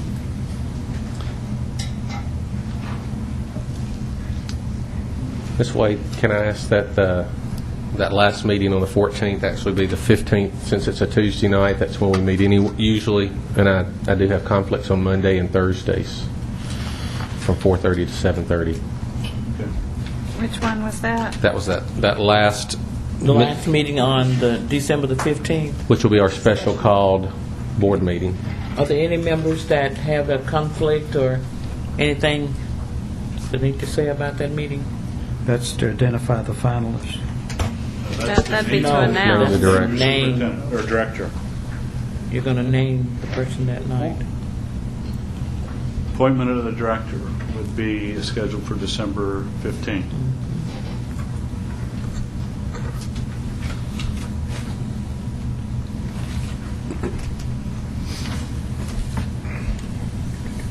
Okay. Now, if this seems to have taken longer than it should, it always takes a long time. And we will work toward these targets and keep you apprised as we go forward. The next item on the agenda, and actually, even though there are a lot of items left, they don't take a lot of time. The next item on their agenda is to identify the groups that with whom you want to meet. I'm sorry about the mics. I've asked Linda to be our recorder.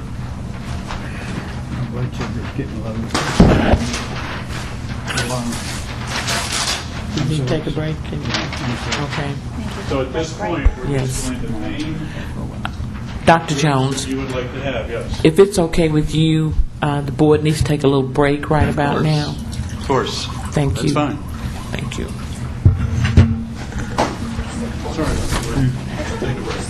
They had to get something to eat.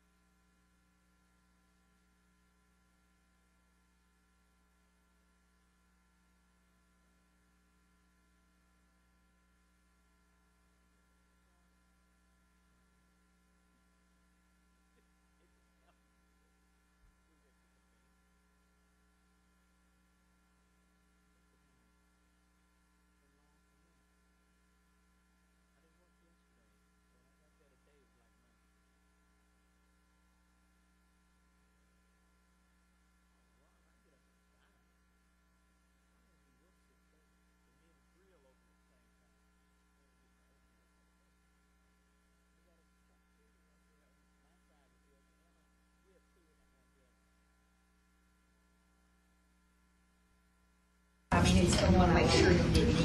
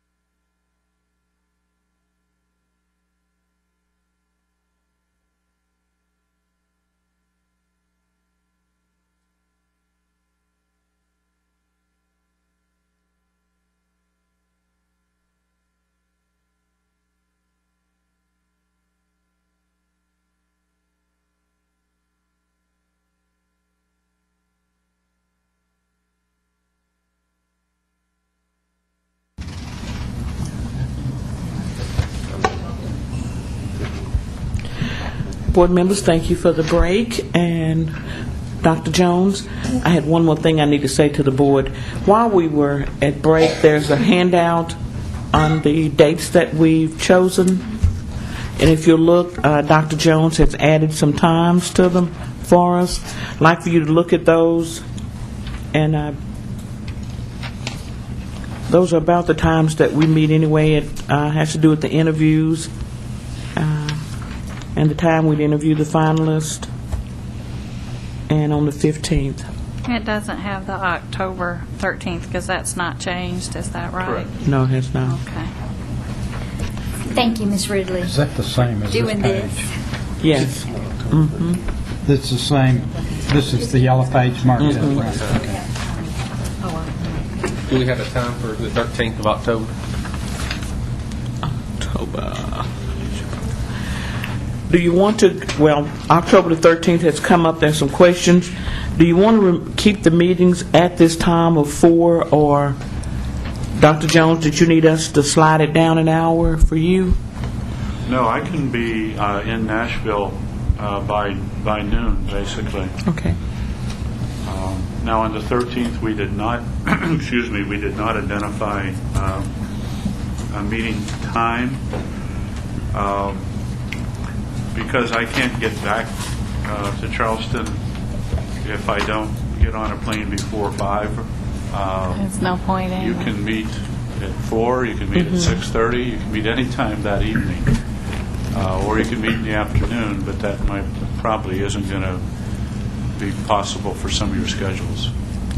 So the 13th, it's really what you would prefer. Do we want to say 4? It's going Is to there a be, conflict with 4? yeah, I'll actually be coming back from an overnight camp with our 5th grade. We should get back around 4, but I'll need a shower. So what time do you want to say? We could, I think 5. I could push it to 5. Okay. Is 5 okay with the rest of the board? That's on the 13th? On the 13th, 5 o'clock.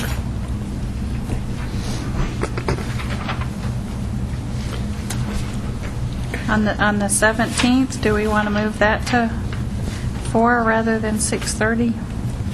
Let's go to, what date were you asking? I'm sorry, the 17th of November. It is at He's got 4. that at 4, and then the board at 6:30. right, we'll present the slate. Oh, prior to the board okay, meeting. gotcha. Okay. I have Okay. a question. Yes, sir. Question, Mr. I hate to do this.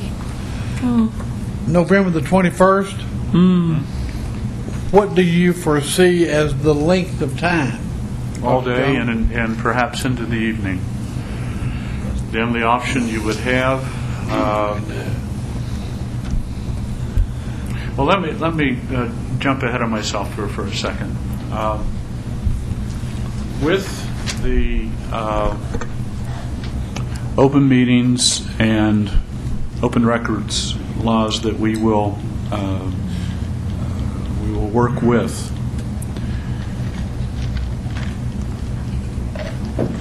I'm going to recommend that you direct me to bring you a slate, a final slate of 3, and I'll tell you why. At that point, every one of those candidates is going to be not only known, but involved in a public interview, in that your process requires that your interviews be public. And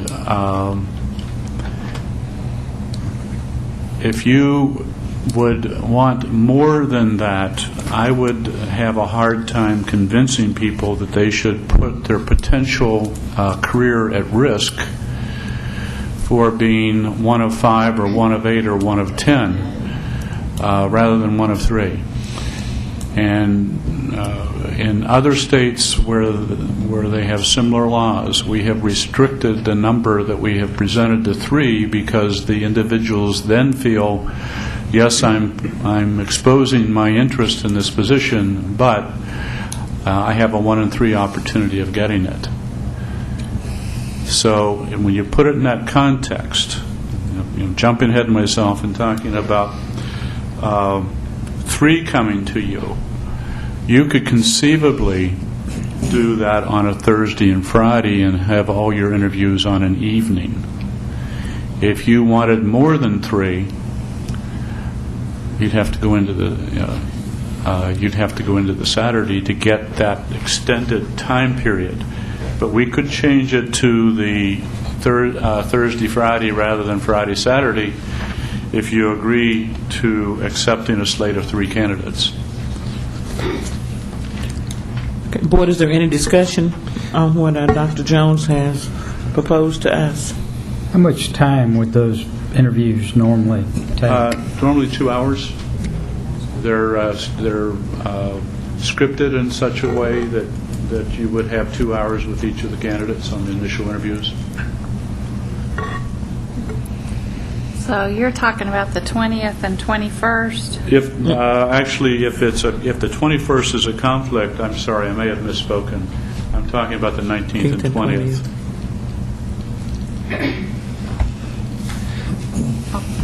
I have a conflict on the 19th. In school that day and class MTSU class that night. And I can usually finish that class at 6:30 and get somewhere quickly. I'll be on campus. Then if we started the interviews on the 19th at 7 o'clock, that would be suitable for you? Yes. And you, excuse me, that's a little late for you, Ms. Phillips? We're going to do how many interviews that night? Just one. If One, you and start then- at 7, you would only do one that night. 7. And then conclude on Friday with the other 2? Yes. Was there a conflict on the 21st? Well, I have a conflict in the afternoon. I hate to say it, because I hate to be the one, but a position that I hold that nobody else knows how to do, but I don't know what, it won't start probably before, I'll be available till noon anyway on that Saturday morning.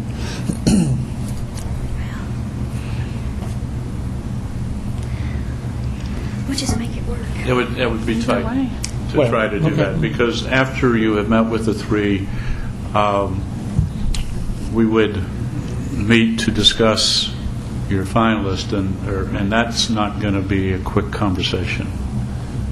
So I would say if the Saturday is a problem at all, you should look at one evening and then maybe start at 5 o'clock on Friday and have 2 on Friday.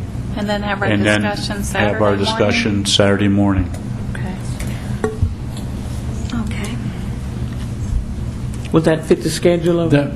That would help me as far as I know right now, and unless I can get somebody else, tell them just no. So what time Thursday could you see somebody? Dr. Buttram? 7. I'm sorry, what was it? It's 7 o'clock on that Thursday night. And then Friday you'd start at 5? That would be good. Or 4, whichever would work best for you. If you start at 4, you could have a break for dinner at 6 and have your next candidate come in 6:45 or 7. That makes sense to me. Okay, 4 o'clock on Friday. Let me look at That's on the 19th, right?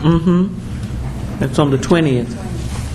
We're going to have have one at 7 o'clock on the 19th, start at 4 o'clock on the 20th, have a break at 6, and start again at 7. And then on Saturday morning, how early do you want to meet on the 21st? I think 9 o'clock would be early enough, but is that too early for anybody? 9 o'clock is good. I normally got part of the field plowed by that time. I think that's about early enough to Okay. I bring do, somebody too. out. Look for 7 a.m. All right. Alrighty. I feel sorry for the second guy on Friday night, Do you? Or lady. poor lady. Yes. Thank you. Well, he said the interviews may take 2 hours, may not take 2 hours. 7 is early. Takes every bit of that, huh? Yes, it will. Well, 7 is early. We're doing a really good job of it. We're the ones going to be really tired. The Friday, the Saturday morning is the selection of the two, right, from the three. Yes. Okay. Would these meetings be broadcast? Will they be taped? That's really your decision. They are open. They are public meetings. Because typically our men don't work The question: do you typically tape interviews? We've not been through this. And it may be that they can't do it, so we'd have to check with Mr. Bozeman? cable. First, y'all would need to decide, do you want to ask the Cable Commission to take them? And then the Cable Commission would only do it if there was, the employees were available. Okay. So it's their discretion whether they have the resources to do it. I make a motion that we ask the Cable Commission to take them. There's a motion that we ask the cable network, Cablevision, about Thursday, Friday. Did you want to pull? No, just Thursday and Friday. Is there a second? Second? I heard a second. Yeah, second. There's a motion and a second. All in favor, say aye. Oh, excuse me, discussion. I'm sorry. All right, now, are all of these meetings going to be held at the council chambers, or are we going to determine the ones that can and the ones that can't? Right? Mrs. Ridley's going to check on that for Right. us. Once we see which ones the Cable Commission would be willing to take, then I'll check to see whether the council chambers is available. Or whether we'd have to move them back over here for that. We're going to have to come back here to make it work if the council's not available, though. If they want to tape it. Right. See, I understood the whole reason. Or even for- if they want to tape it, or if they're just using it and don't want to tape it, it's still. Okay. There's been a motion and a second. We're now going to ask for a vote. All in. Did you have another question, Mr. Campbell? Will you read the motion? Ms. Phillips moved that we ask the Cable Commission to film the interviews. Did you mean every meeting, or did you mean? I mean, the meetings, just to give public access, and they'll do what they can, I'm sure, and what they can't, they can't. Does that clear that up for you, Mr. Campbell? Yes, I have a problem with taping interviews. I don't know why, but I do. I know it's public knowledge, but I still have a problem with it. Let me ask this question, Dr. Jones. In the past, you all have done this a lot. Have you had any interviews that were live? Oh, yes. In Mountain Brook, Alabama, everything that we did was before an audience, not necessarily before cameras. The meetings at which time decisions were made, that we always had the Birmingham News channels there. But yes, we have. Does it influence the interaction? It may. It may, quite candidly. But you have, you have established a practice, and the question as to whether you want, and the motion basically is requesting that this practice be continued through the process. Thank you. Are there any other, Ms. Topper? But it's not on this topic. Go ahead. I've got another question about the calendar. Mr. Campbell, is there any other questions, sir? No, ma'am. Righty. All in favor of the motion, say aye. Aye. Are there any opposers? Aye. You mean a nay? Nay. Whatever. Whatever. It's all right. Thank you, Ms. Ridley. All right, Mr. Hopper, do you have a question, sir? On the schedule, you've got initial interviews with candidates, which is now November the 20th and It is now the 19th, 20th, and 21st. And then 2 lines below that, then you have interviews with finalists. Does that mean the finalist, or? That depends on the decision that you make. And that's scheduled for 2 days. And you have 2 days set aside at this point, yes. And we're talking about interviewing the same ones twice then? The people that you invite back, whether you invite two back of the 3, for example, you would have a different framework for the day, Okay. and you would have a different interview with different direction. I didn't get into all the detail, but I guess I must. That's okay. I understand what Okay. you're saying. Yeah. The second day, we ask them if they work cheap, in other words, right? Actually, that is part of what happens the morning after the day they're here. At a breakfast meeting, they will be told that they need to come in, indicating what their thoughts might be, so that you're not negotiating with yourself when you make a decision.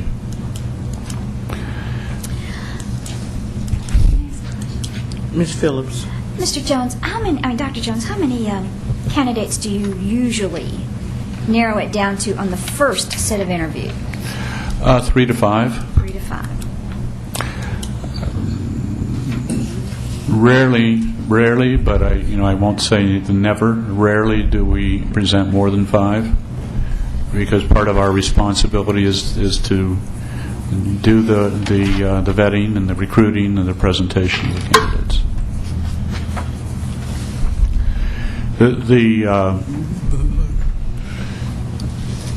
The reason my recommendation is as it is really centered upon the openness of the process.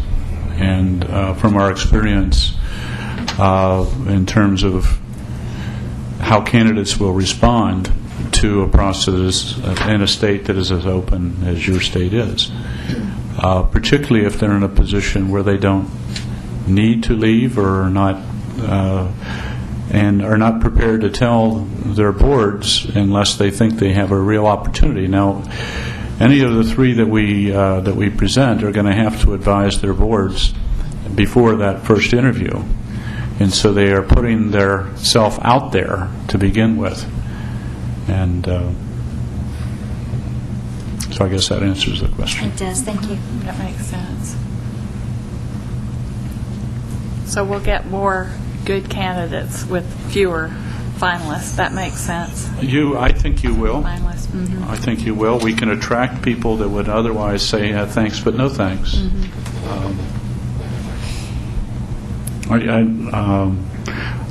In fact, the last superintendency I had, I almost withdrew because they were not going to enable me to have the time that I needed to talk to my board and my staff, my community. Because a person who likes where they are don't want the people that they work for and trusted them to be the last to know. And the other thing you probably are discovering is that we take very seriously the careers of the people that we're handling, if you will. We don't want anyone to suffer from their involvement in our process. Although they are not all selected, they know that going in. That's commendable.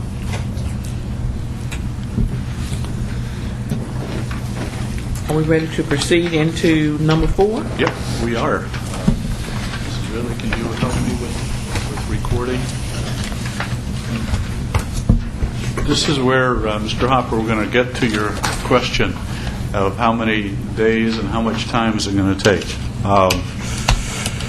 Within the time that we're here, some of the suggestions I would say, are pretty routine, and if you agree, we don't really need to restate them, and I'll just go down the list before we start recording others. Board members individually, your director, your administrators at the district level, your administrators at building level. I understand that that your support staff is not organized, so that next suggestion would not apply, but you would want to provide an opportunity for support staff, I think, to be involved in an open meeting. Your teacher leadership, which would be your association leadership, and then a separate meeting for teachers at large. And the reason, I'll tell you why we recommend that. We want to hear from your leadership in terms of the association's perspective, but they may or may not speak for every teacher on your staff. So we want all the other teachers to have a chance to have a voice also. So that's why we identify leadership and the teachers as a whole. And what we typically do is go to one school in an after-school period and invite any interested teachers to come to that school for a session, for a focus group session.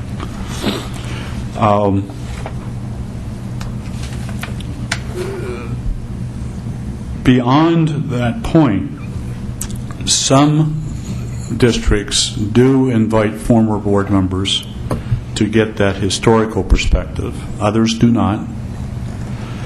All involve the leadership of their parent associations in one way or the other. And typically, but actually, Mrs. Baker had pointed out something that I had overlooked. We couldn't meet with your council members as a group because of the open meetings, and I missed that earlier, but she pointed it out to me. So we would have to, if that is a group that you would want to include, we'd have to do it individually. How many council members are there, Mr. Washington? 6 in the mayor. 6 in the mayor? That's doable.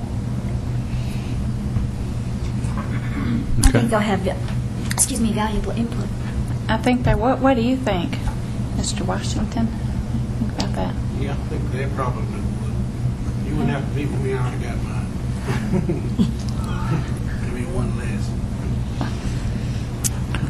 Well, that's where I would stop. And that's going to take 7 out of your, or 6 out of your 16 hours if you do it in one day, isn't it? If you meet with them individually. So. Yes. It is. Yeah. Yeah, like give them 30 minutes. Give some the individual people. We perhaps, could do that also, and stack them up in 30-minute increments. I assume you set appointment time, so if there are 7 altogether, counting the mayor, and only 3 want to meet, then they indicate to you that's how many of them want to meet with you. That's right. And well, they'd indicate that to Mrs. Ridley, who would do the scheduling, and then she would plug them in. And if there were council members that chose, didn't feel a need to be involved, or had conflicts on both those days, then they may not. You won't know until you ask. Okay. Are we doing more than one day of interviewing for the focus groups? It depends on the number of groups. If we can do it all in a day, we will. If we can't, we'll stay and here it doesn't make any difference. So you're ready for ideas from us? I am. I'd say the MTSU leadership, both in the education department and some of the other MTSU leaders, Dr. McPhee, whoever we could get here that we interact with a lot or that we need to interact with a lot. The Community Advisory Council. The Community Advisory Council, I think, are people that could fall into other groups. I don't know if we'd have to set a specific time for them, since they would all fall under an opportunity to be with another group. I think that it's their responsibility. They're very, I just really believe that they have an important role to play. So they could attend a meeting somewhere else, we just would not have to set a specific time for them. I have too much respect for them to leave them out of the process. I would have to agree with that. I think that it just is a logical thing to do. When we've asked them to advise us, we should have them as a group They sure give are. us advice. It's like they ought to be consulted if they're an advisory group. Absolutely. so. Well, let me make a clarification. Ms. Phillips said she didn't want to leave them out of the process. I didn't say I wanted to leave them out of the process. I just said there was an opportunity for them to be involved in the process elsewhere. So I did not make the statement that I wanted to leave them out of the process, and I want to make sure they understand that, because my comments get misrepresented sometimes. Okay, move on. We need to Other get back groups? on this. Yes, The sir. foundation. Yeah, the foundation. Murfreesboro retired principals.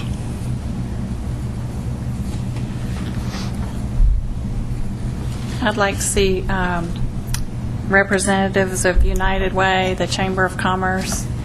We have a big group of people that are involved with us through the Franklin Heights projects. I think there are 30 maybe community organizations, and I think that we ought to have a time to have them come and talk with us. So you mentioned 3 groups then. I did. And Chamber- I don't know if we could maybe get the Chamber of Commerce representatives and the United Way together, but we do have that group that's really been actively involved in our city schools of those 30, I think it's about 30 organizations. Linda may know who they are that help us out in several ways. So I want to make sure we get all of those groups that have official ties with us involved, and we need to also think about our adopters.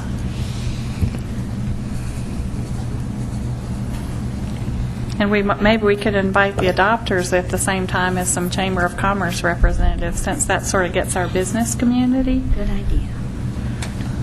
Would they fall under this other down here, right under elected officials? Could they be grouped up in other? Well, other isn't, I don't No. think you'd want to bring No. all those groups Well, together. The reason I was saying that, this one long line you have right here. I thought one of the reason we're moving everything around, and probably, I don't know, but they're trying to cut back on some of this time and expenses. And the way we keep naming all these folks we want you to meet with, are you going to have the time, or do you see coming back? Can you do it in, they're saying one day. I don't see it. Well, it's beginning to look like it would be difficult. Not close. The advantage of getting a lot of these groups involved is that this is also a time for us to present our system as a system that that we care about input from the rest of the community.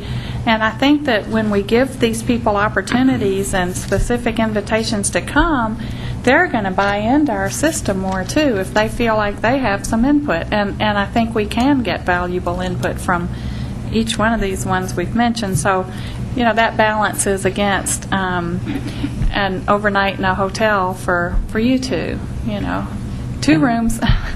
I don't mean that like maybe it was interpreted. No. I meant, I don't mind all these groups, but are you saying you want everybody to have a shut-the-door meeting with you? I thought the main thing was some of these folks could be grouped together. Oh, they can. And that was what I Yes. meant by not exclude them. I don't want them excluded. But I didn't know if the conversation was drifting off into this group needs to come. Or do they have a meeting by themselves? Or that's where I was coming from. Are we going to group up quite a few of them together? I have another thought about your schedule. You're not going to be able to go home that night. You're going to be here overnight anyway, so if you could be here into the next morning and maybe spend half a day and then be able to fly out in the afternoon, we can get some more people in. Maybe a day and a half wouldn't cost us any more. I don't know. Well, excuse me.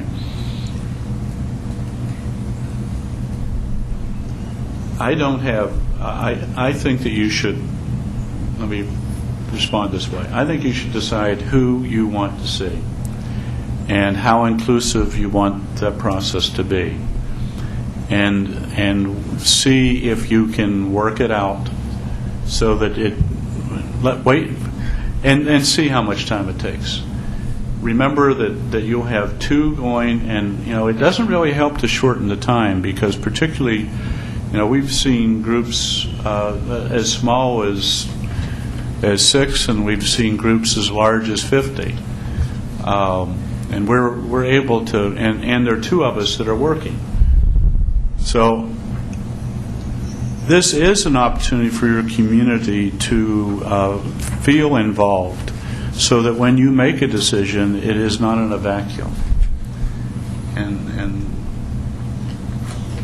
I'm sensitive to your concern about cost, but I think that there's an overriding concern here, and that is that your community feels that they've been given opportunities to be a part of the process. Ms. Wade? Dr. Buttram? I appreciate your concern on the cost for us, but I think we did make the commitment when we decided a month ago to hire your firm and spend the money, and we realize it's just a small fraction of what we're going to be, of our budget and what we're going to be paying this person. I really don't mind going the second day that you all had planned. And the other group, because of our special circumstance of being a special school district within a large county school district, I would like to see us maybe have representatives from the county schools, especially in the elementary division, and maybe in the middle school level division, possibly their director and board chair be one of the groups that talk to this firm.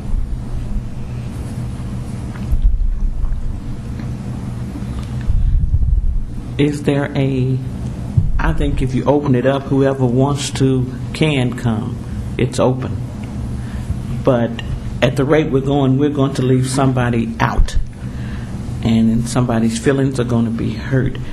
If there's I have no problem with county showing up, but show up in an open setting, not a private meeting for them. I don't think they would invite us to a private meeting if they were getting a superintendent.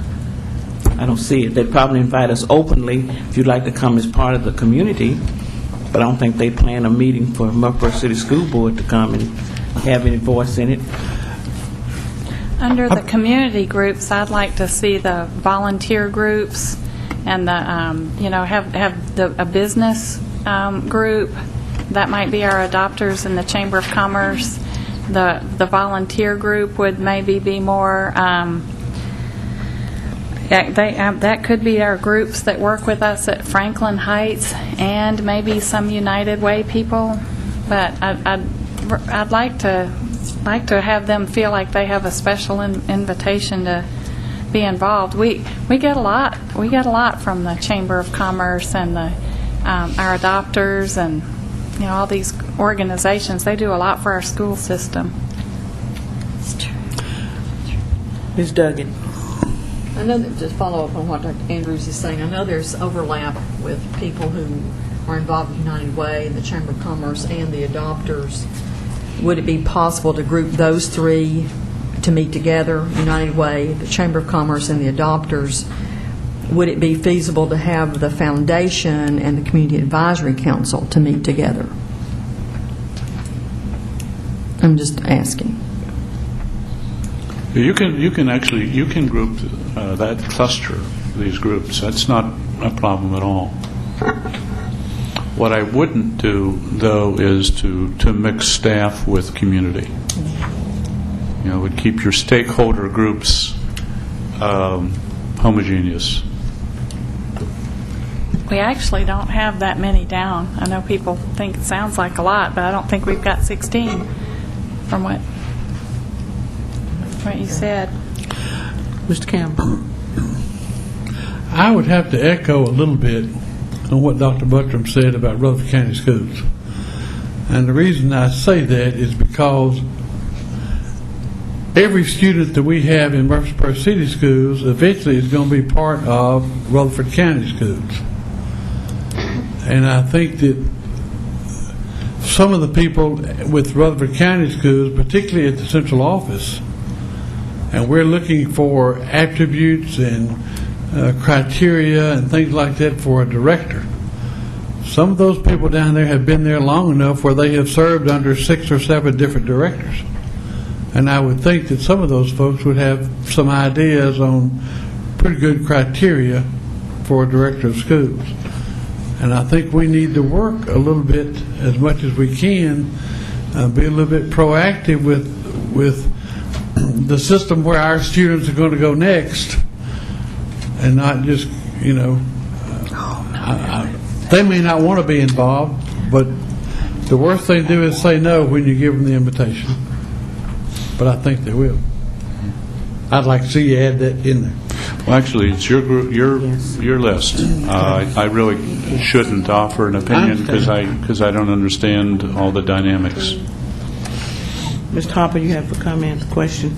I would like to see the former school board members and former board chairman invited as a separate group.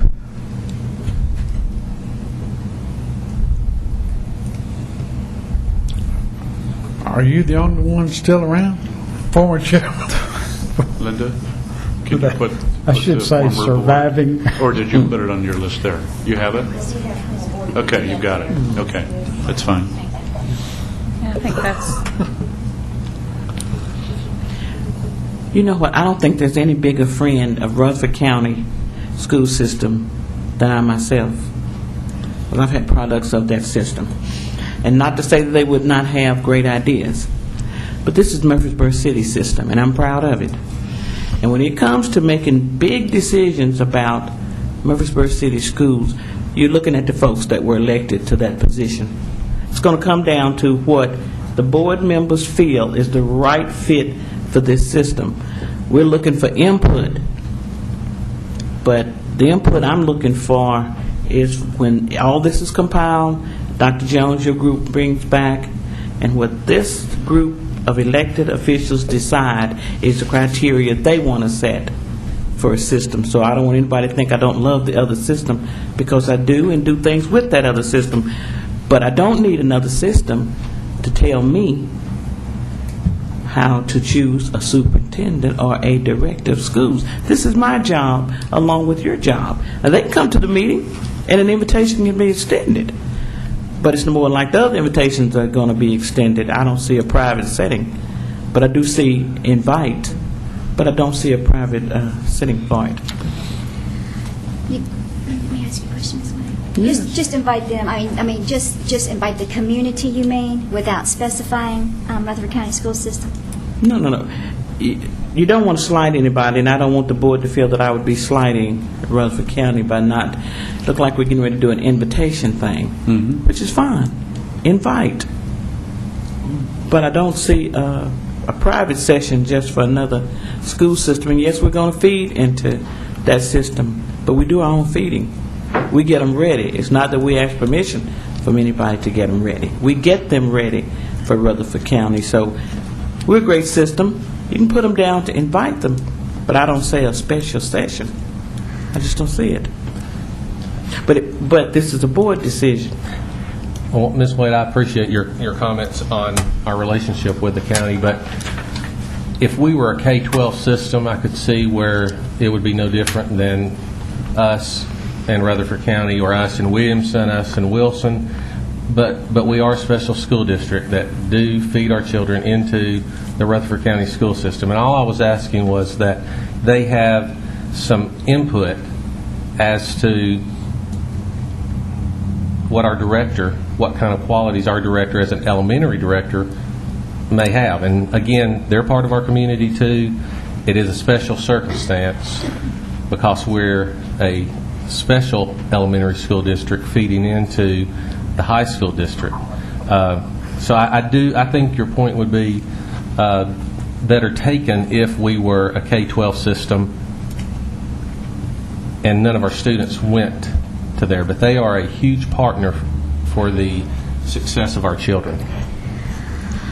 Ms. Wade, should we call for a vote? Motion? You have a motion? I make a motion that we include the county in a general invitation if our board chair so directs, but other than that, we let them take care of their business and we take care of our own. Is there a second?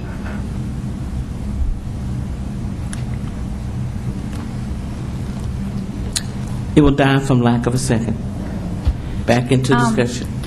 I'd like to make a suggestion or a motion, whatever, that we include the core groups that you talked about, and then the groups up there. And I think we also had, the retired principals are there. We have the community group, and let's see. That we do what's up there. I'm trying to think. We had and we split the community group into 2 or 3, depending on what looks like it would work the best. And do we have the former board members up there? I'd like to. They're on the core list. They're on the core list that he gave, that he listed out? Okay. I may be missing that. See, okay.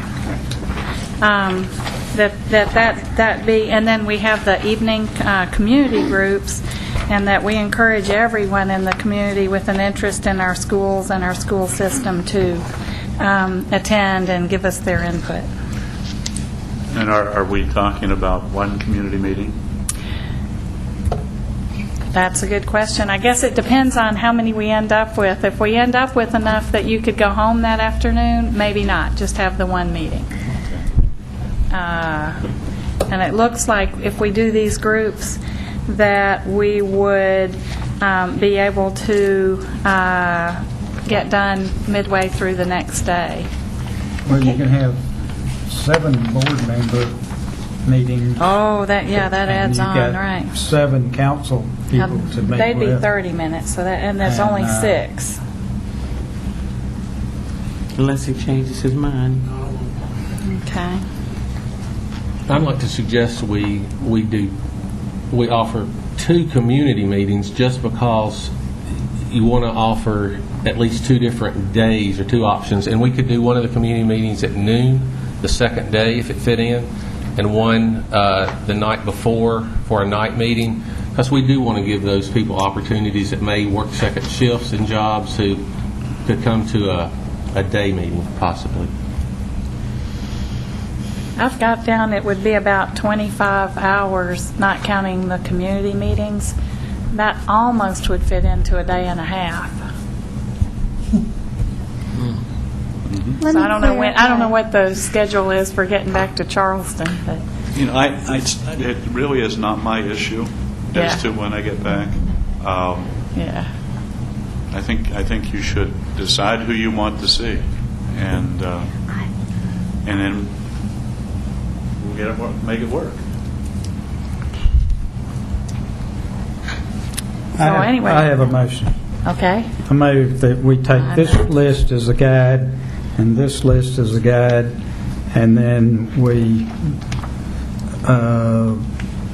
delegate figuring out who's going to come and when to Ms. Wade and Ms. Ridley, and she may start calling some of those people and they can't come anyway, and all that needs to be changed. So instead of us sitting up here picking through trying to figure out if Butch is going to come or not and what time, let's delegate that and let somebody do it and take care of it and get on with it. I'll second your motion. Okay, good. Sounds good to me. What questions? Are there questions? There's been a motion and a second. Are there questions? Call the roll, Ms. Ridley. Ms. Phillips? Aye. Dr. Andrews? Aye. Dr. Buckram? Yes. Mr. Hopper? Yes. Mr. Campbell? Yes, ma'am. Ms. Duggan? Yes. Ms. Wade? Yes. Okay. Thank you. The next item, if you would look at the leadership profile assessment form, and if you don't have that as a separate, you have a copy of it which would be right behind the flow chart in your notebook. Draft of leadership profile assessment. I don't know why the one that you got says your school district. The one that I thought we presented said Murfreesboro, but anyway, they're the same. The question that we have is if you look to the back side of the form, as to whether these 10 characteristics, does everyone have it? Looks like this. Is that a- Oh, the pink. Oh, it's pink? Okay.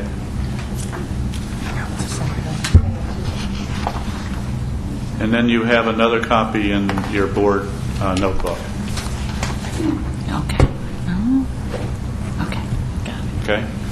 And what I would like you to focus upon, as I indicated in my email to each of you, is the 10 characteristics that are listed. And that's not to say that any of these are unimportant, but to get a sense of how various stakeholder groups would rank these characteristics in terms of what they see as a greater priority than others. My question is, are there changes that you would like to make to this list? Are there additions or deletions? Because we would like to get this finalized quickly, because with the invitations that will go out, we also would send the form, which we would ask invitees to bring back, and we also want to get this out on your website as soon as we can, get it in a newspaper as soon as we can. So I'd like you to make a decision this evening and offer any revisions or modifications. In all candor, this is the list that is most often used. There's nothing really magical about it, but it does give us good information that will be helpful to you. I thought it was very comprehensive, Dr. Jones. I did rank them on my other sheet, and that's going to be hard to do for a lot of people. But I can't see a tally coming back with one thing being significantly ranked over others. But I think it's pretty broad, but it covers everything that I think we would want to be looking for in a director. Any other comments? Any board members have anything you'd like to? I think it's very sound. Thank you. Good. So we will entertain a motion. So moved. Second? The motion is to accept this document that has been presented, and there has been a second. Ms. Ridley, call the roll, please, ma'am. Ms. Phillips? Aye. Dr. Andrews? Aye. Dr. Hudson? Yes. Mr. Hopper? Yes. Mr. Campbell? Yes, ma'am. Ms. Duggan? Yes. Ms. Wade? Yes. Dr. Jones, it's been approved. We'll move forward. Yes, sir. Okay. In terms of the scheduling of interviews, what I would ask you to do, not tonight, but contact Mrs. Ridley and tell her what time you would be available on the day or days that we're going to be here.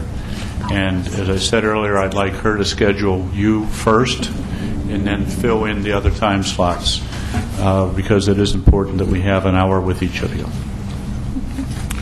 The next item in terms of the board liaison, that individual is the person who would communicate to me if there are issues or questions that are brought to them that need to be reacted or responded to. That's the person that I would contact as a liaison if I see a need to make an alteration in either in our plan or in our schedule, and I don't tend to do that, but this may be the board president or it may be another person designated by the board. But it is helpful in the exchange of information to have one contact person, one conduit through which information flows. I would recommend the board chair. Sounds good to me. Well, I want to ask for a motion, but I did have a question. The way we have it now with myself and Ms. Baker, is it okay to keep it that way? And the reason why I'm asking that is for legal reasons.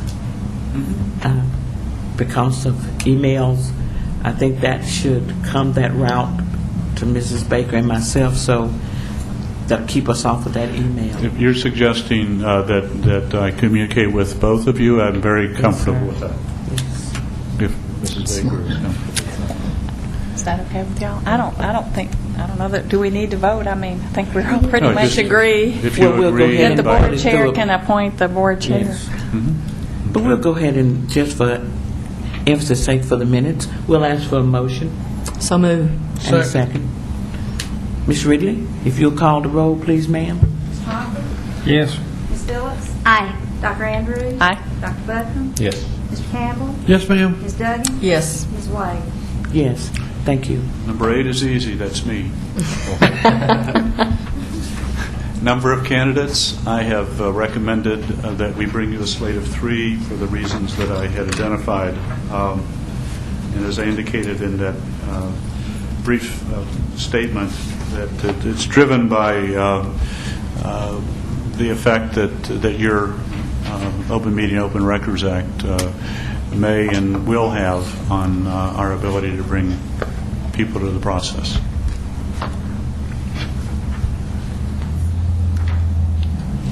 Board member, let me ask you right here, that was a recommendation from Dr. Jones for the slate for him to bring back. Are there any questions or anything you want to ask Dr. Jones? Because this is a decision you'll need to make. I think it's good. I support him. So 3 to 5 is Well, actually, I'm just suggesting 3. 3 out. 3. Well, that's where we set up the calendar Okay. for it, too. All righty. Okay? Then that's fine. 3 it'll be. All right. Inside candidates. Let me define that. That means if you have members of your staff who apply and express an interest in this position. And the question that we ask is that how do you want us to respond? What we always do is we always invite an inside candidate for a screening interview. They're the only people that are assured of having a screening interview, are inside or internal candidates. The question is whether the board wishes us to provide preferential treatment beyond the guarantee of an of a screening interview, or if you would prefer that we make that decision and determine whether the internal candidate would meet the criteria and stand up against the other candidates and their qualifications that they might present. Would you define inside candidate? If I were a principal of one of your schools and I was licensed and I wanted to express an interest by applying for this position, then you would give me an interview. I like the unbiased approach. I like the courtesy that you extend an inside candidate, but I really like the unbiased approach, being able to look at them objectively and look at their strengths and see where they are. I like that. We only have 3 semifinalists, so that doesn't leave us much room for bringing people automatically to that point. I would suggest that it is typically in the board's best interest to allow the search firm to make those decisions. I think we put a lot of trust in you and your firm, so I say do it. I would agree. All righty. We okay? Yes, sir. As I indicated earlier, we will not talk about salary and fringe benefits tonight because we don't have the information that we need to have that conversation. But I will be talking with Mr. Wilkerson. Is it I had a brain freeze there for a second. Remember, I am over 60. We will get that data and have it in advance of our meeting with you on the 13th of October. As far as the national postings, we've talked about that. The agreement that has been discussed with legal counsel and with your chair has some expectations in terms of funds, limits, caps, and we will endeavor to live within the terms of the agreement. I would just suggest to you that most of your outreach is going to be most effective through the electronic process. However, you do not want to not be in Ed Week or AASA. We can limit the number of issues, and we can do some cost containment, and we'll have to stay within the overall budget that's been established. I'd also discovered, I watched a little bit of the interviews the other night. I didn't realize I talked with my hands as much as I do, but it's pretty evident tonight. So I think, and we'll keep you apprised as where we're going with this, and you will have the opportunity to look at any posting of criteria that we would advertise, both website and otherwise. You'll have an opportunity to prove it before it goes out.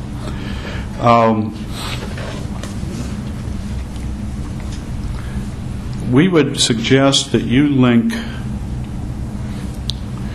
your website to ours so that candidates who come to our website can link to yours to find out about your district. Right. Okay.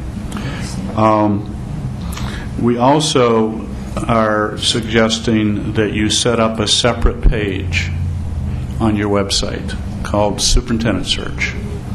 Director. So that, or director search, so that they could migrate over to that section, and they would see the calendar for the search that has been discussed. They will see the leadership profile report. They will see the criteria. They'll see everything that we produce, and I think that's in your best interest also. It's just another way of demonstrating transparency. So this is probably more of an item to be dealt with by your IT person, but we're suggesting that do a lot of linkage and use the website to your advantage. As far as communication with the press, we typically, if it has to do with a non-process issue, we would typically refer that question back to you. If you choose us to have interaction with media, we would suggest that it be limited to our talking about the process, where we are. And throughout the search, I've already had one conversation with Chastity, and she has my contact information, and I have hers. And so I suspect, based upon your counsel and direction, we'll have more conversation. But it's really in your best interest that it be limited to the process that you're undertaking and the progress that's being made. I can't talk about candidates, and you don't want me to until you know who we're talking about, and then everyone's going to know. So that's what I would suggest. So I would assume then that our designated person is going to be the chairman or Ms. Baker. Is that right? Both. So I'm not going to talk to Chastity about this. Don't call me Chastity. It's always wise to limit the points of contact to one individual as your spokesperson, one for the board and one for the firm. Okay? The letter of understanding you've had, I don't know if the rest of the board has seen it. It was signed by our firm after the revisions were made, and I think Mrs. Baker would tell you that we were generally very open to all the suggestions that were made. Has it been presented to the board? No, they haven't seen a copy yet. It was I believe y'all did see the initial letter of understanding. I added in a cap on expenses, cap them at $5,000. If it looks as though it's going to go beyond that, must get permission from Ms. Wade before it could go beyond the $5,000. That cap. And to try to control expenses on interviews of candidates, the screening interviews of candidates by the consultants prior to the slate coming to you. Try to limit that to 8. If they need to go beyond 8 screening interviews, then get consent from Ms. Wade. Those were, y'all had directed us to try to cap expenses and control them as much as possible, and those were the 2 mechanisms that I used to control expenses. And they were very agreeable. We're very comfortable with a handshake, but we know that it's good business, to have a clear, defined understanding. And it brings me to the question: are there other matters that you would like to discuss this evening? Ms. Todd? I'm not sure if it's during your presentation or some of the other firms' presentation the other night when we were doing the consultant interviews, but it was mentioned that they do 3 deep interviews, or reference checks, I'm sorry, not interviews, 3 deep reference checks where you get the first reference, then you ask that person to tell you another person that you can call and get that person to ask you to call another one. That wasn't our firm. That was Just to clarify, that was not our firm. When you get to the finalists, could you do more than 1 reference check? Oh, absolutely. Okay. We don't talk about it as 3 deep because that isn't deep enough. And we don't ask people that we don't limit our conversations to the people that are listed as references. In fact, we know where they are, and we, through our network, can generally find someone who we can talk to who isn't on the reference to give us names of other people that we should talk to. So, just to clarify, it's much more than 3 deep when we bring a slate to you, because we don't want anything to be missed in the process. We don't want any surprises, and you don't want any surprises. So I hope that answers your question. It does.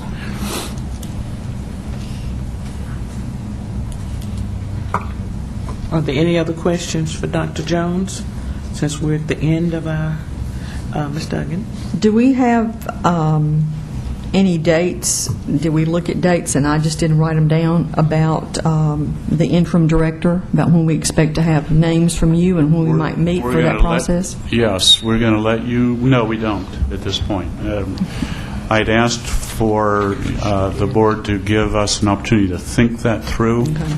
But we will get something in process tomorrow, and after it's been reviewed by Mrs. Baker and Mrs. Wade, it will include timelines.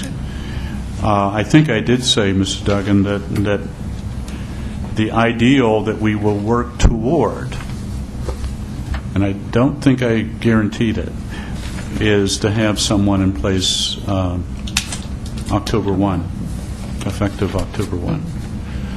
But the timelines in between, I'd really like to think about a little bit. One question. Is that Mr. Campbell? During the process, talking to the different firms, I think I asked everybody, but I want to make sure. If there is someone that we would like to have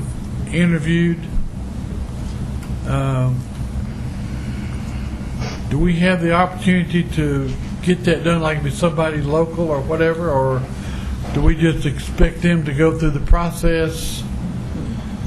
I think you did ask the question. Okay. And as I recall, I responded that it is your process, but we would prefer that the candidates go through our firm in terms of the application process, because we really don't consider an individual, and I'm talking about the search for the director, not the interim. We don't consider a person to be a candidate until they've completed an application through our system. And so anyone that you would like to refer, as I said, you're going to have the opportunity, on a one-to-one basis to give us those names, and we'll do the follow-up. But we'd like them to apply through Hazard Young. But if you come back to me and say, I don't care, we want to see Butch Campbell, he's our guy, then we'll arrange a time for you to see him. I don't mean, I'm serious. If you determine that, we prefer you went through our office in the process. Well, I will ask for an adjournment in just a second, but Mr. Anderson and Mr. Wilkerson, if at all possible, for 5 minutes, we'd like to see you about negotiations, please.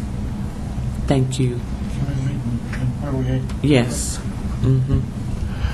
Well, before you adjourn, I do appreciate the opportunity to work with you and your patience as we work through this process. And I look forward to meeting the expectations we've established and seeing you all again in September, the latter part of September. Hearing no more, is there a motion to adjourn? So moved. Second? Second. Meeting over. Good job.